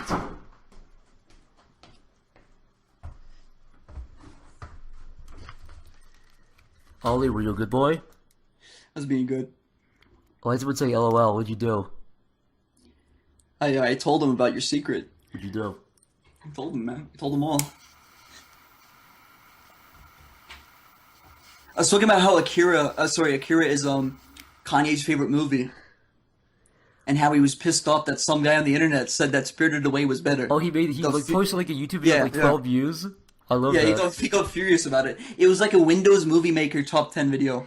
Yeah, the background was fucking pink and the font was white. It was shitty fucking... It had those shitty transition slides. Yeah. It's and now, finally, for the number 1 movie, Spirited Away.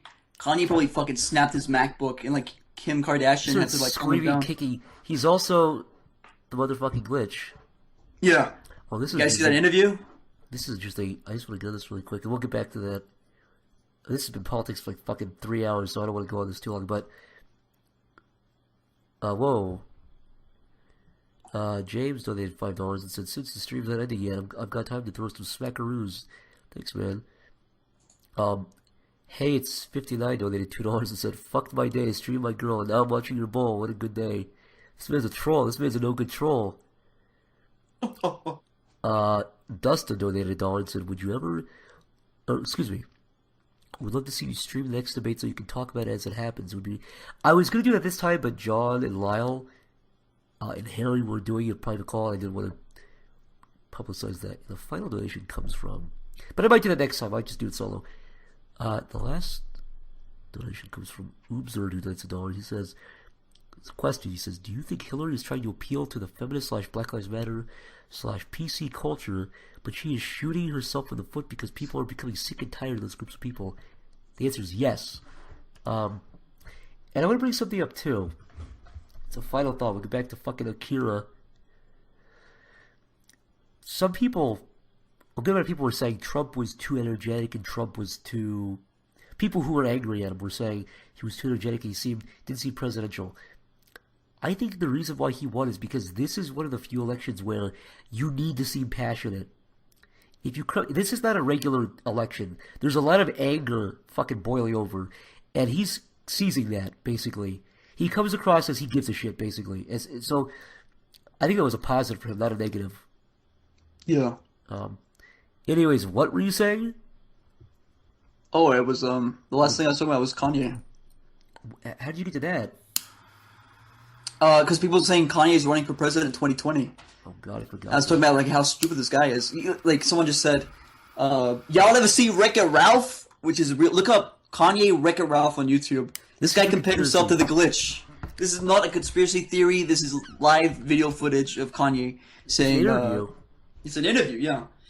He says, y'all ever see Wreck-It Ralph? Y'all know The Glitch? Y'all telling me they ain't looking at me like the motherfucking Glitch? And you should have seen his face. Like, he had pure, like... It was pure seriousness. He wasn't joking about it. He compared himself to this fucking the Glitch. He's a fucking maniac. Sarah Silverman. He compared himself to Sarah Silverman. Wait, Kanye did? Yeah, because the Glitch was voiced by Sarah Silverman.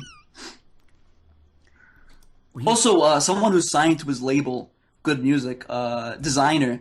He has a song called Timmy Turner where he feels like Timmy Turner. He says he feels like Timmy Turner. So his fucking label's filled with full of morons. Wait, do you mean the character from Fairly Odd Parents? Yeah.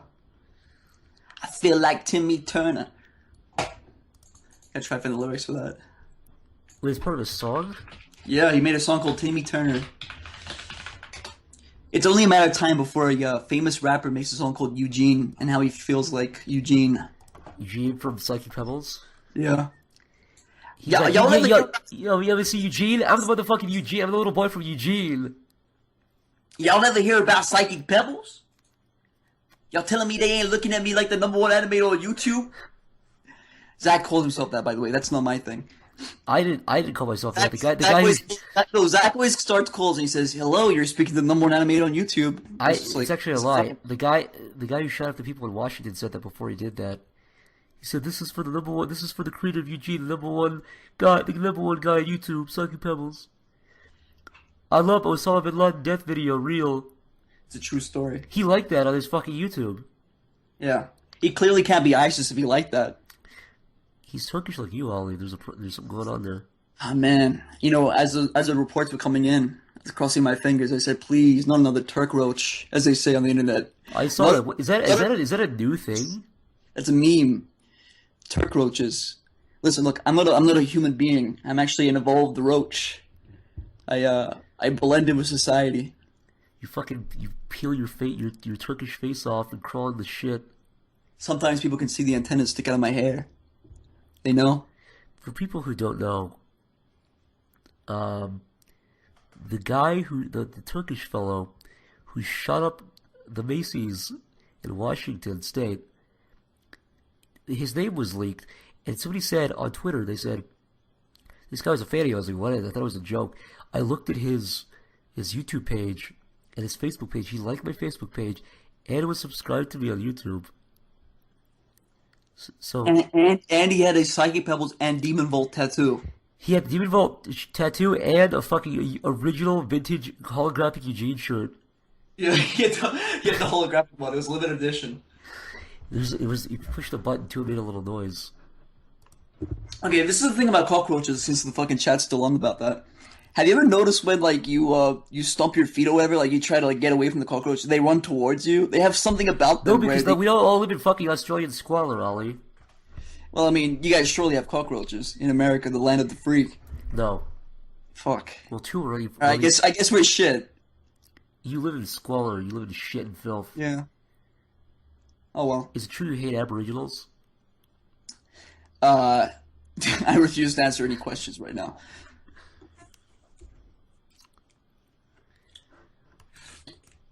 Oh yeah, he was subscribed to College Humor, FuzzyTube, and Onage Pranks. He really loved Onage Pranks. He was obsessed with Onage Pranks. If you look through his likes, it's all Onage Pranks. He fucking Onage pranked those people in Macy's. He was screaming, Onage Pranks rules! You know what happened, right? He was watching one of these... That was the ultimate Onage prank. He was watching an Onage Pranks video with the, it was one of those ones where he calls like an Indian guy at a 7-Eleven, and he's like, murder, murder, murder, and the guy's like, oh, fuck your ancestor, whatever they say. And as he's laughing, he looks at his pistol, and he puts the ammo in, and he just fucking runs towards the Macy's. He saw the classic Onage Pranks video where he calls up Macy's and says, I'm gonna shoot you for Turkish nationalism. He said, this is for the young Turks, as he loaded the gun. Of course!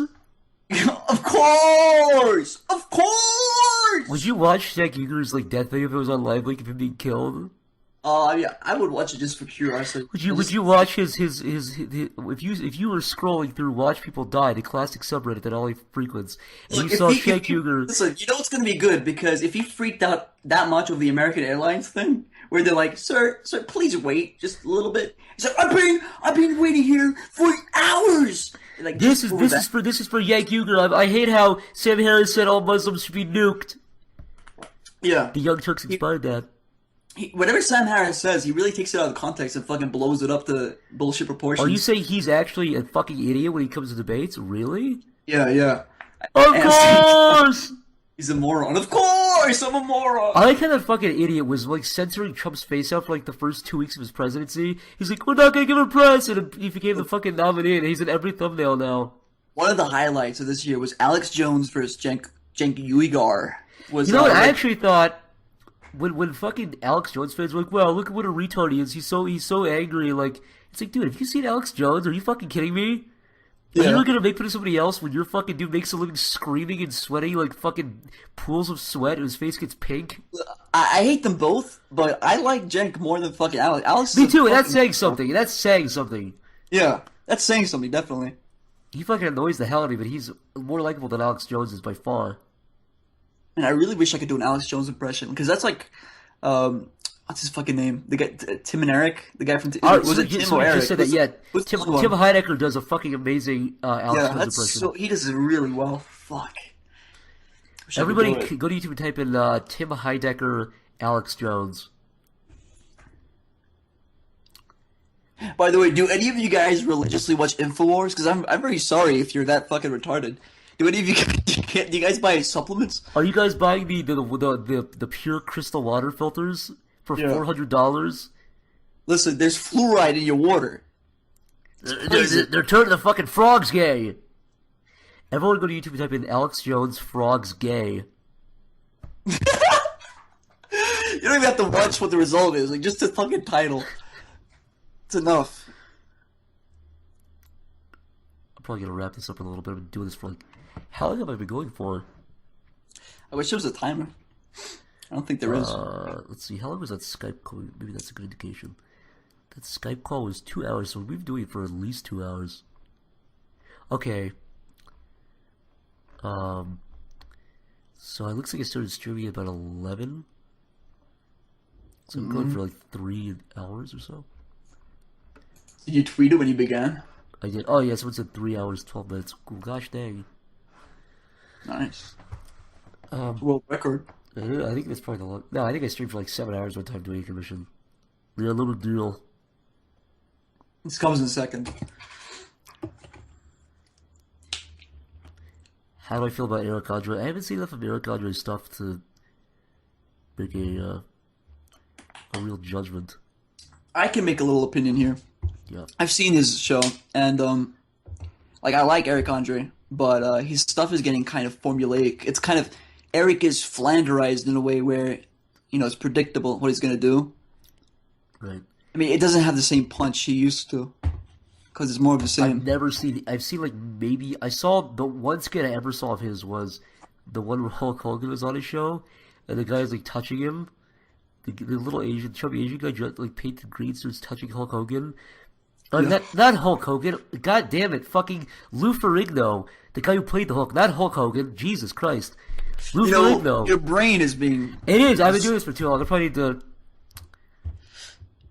need to roll back here. All right, controversial. Someone mentioned world peace. My opinion, okay? I like MDE. I like some of his stuff, the group stuff, but the show not so much. That's just my 2 cents. Okay. Yeah, I haven't really watched enough of it to make. It seems like the Aaron Condren thing. I'm indifferent. I'll probably get around to watching him someday.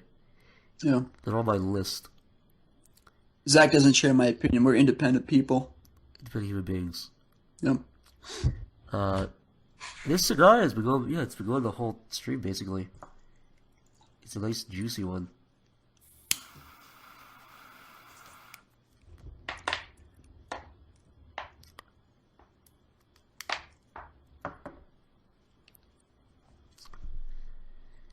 A lot of Adult Swim is really hit and miss, actually. Like, it's not just those specific shows. I find, like, a lot of the content. I love Venture Bros. I love TV shows. Like, entire TV shows are hit or miss.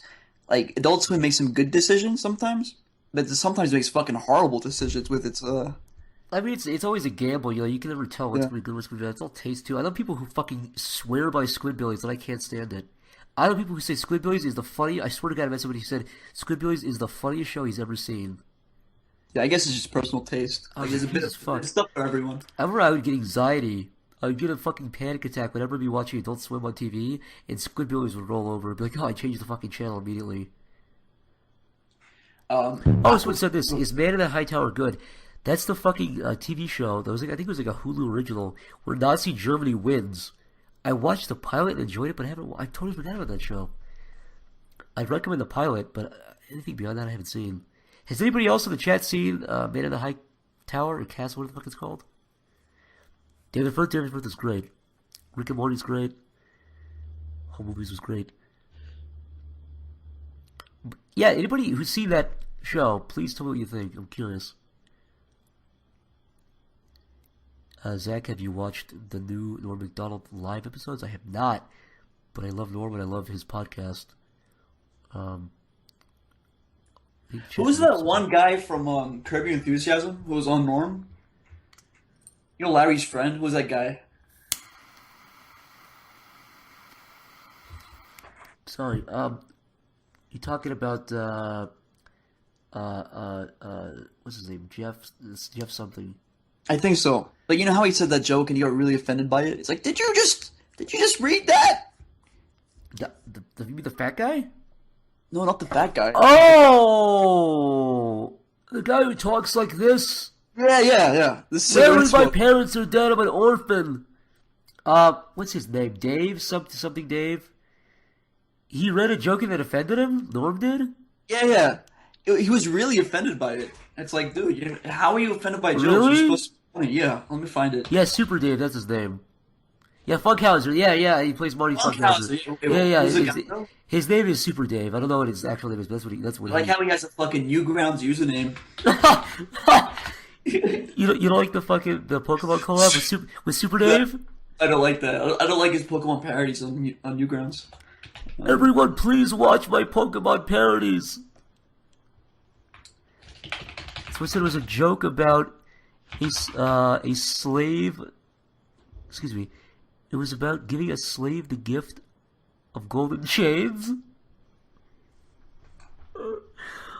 And Norm wrote that? Oh yeah, the golden chains joke. That's it. Yeah. Oh, that was the one. Someone said Stephen Merchant's on the new one. He said Stephen Merchant's on the new one. He says Norm starts talking about the word cis 14 minutes in. Oh, that's gotta be funny. We're gonna watch that. Okay, I'm gonna watch that probably not tonight, but probably tomorrow while I'm working. Also, people, I apologize for the absence in streaming and commissions and everything. I've been really fucking busy. I'd like to start doing it regularly again before I move. Get all the stuff out of the way. Alright, that dude who's like the parrot from Aladdin. What's his name? Because I just know him as a parrot. His voice is the parrot voice. Gilbert Gottfried. Oh, dude, he's in a perpetual character mode. Gilbert Gottfried is one of the funniest motherfuckers to watch interact with Norm. Gilbert Gottfried is a great comedian. He has a really intense laugh. Like, he can't breathe. And it's not Jimmy Fallon bullshit. Like, he genuinely. No, he really. Yeah, no, I love Gilbert Gottfried. He's one of my favorites. He and Norm are like a fucking dream team of comedians, I think. Watching those two go back and forth is really funny.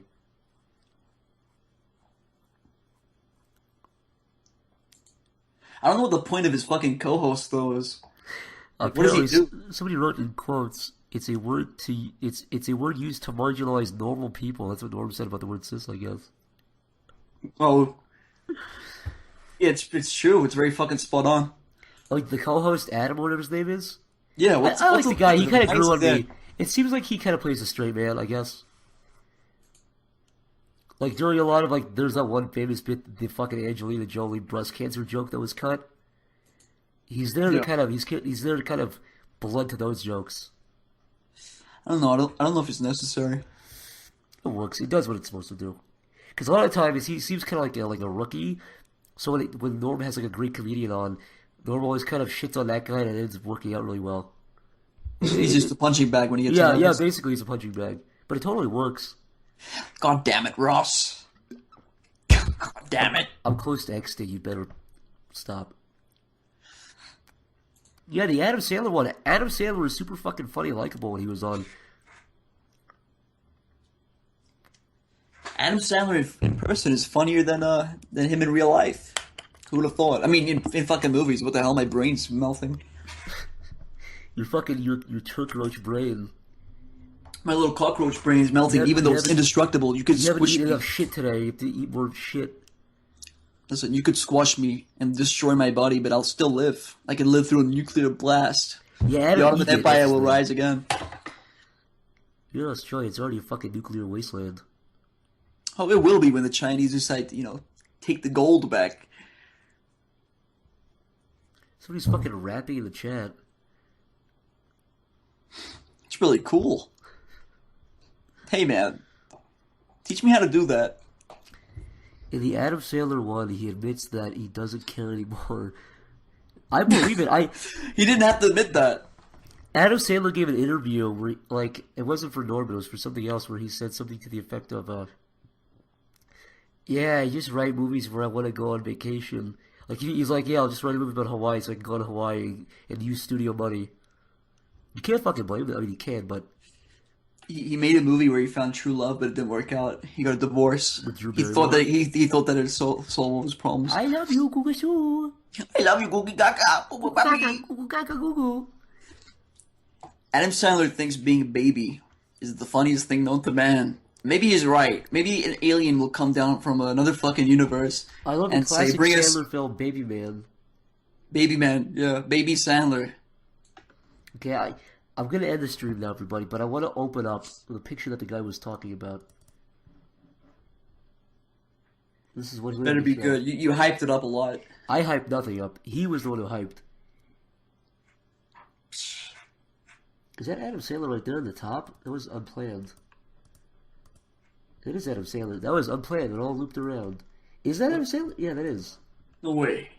You're fucking. Wait, is that Norm Macdonald, Adam Sandler, and Kanye West on? What the hell's going on? What? What is it? Is that the motherfucking glitch?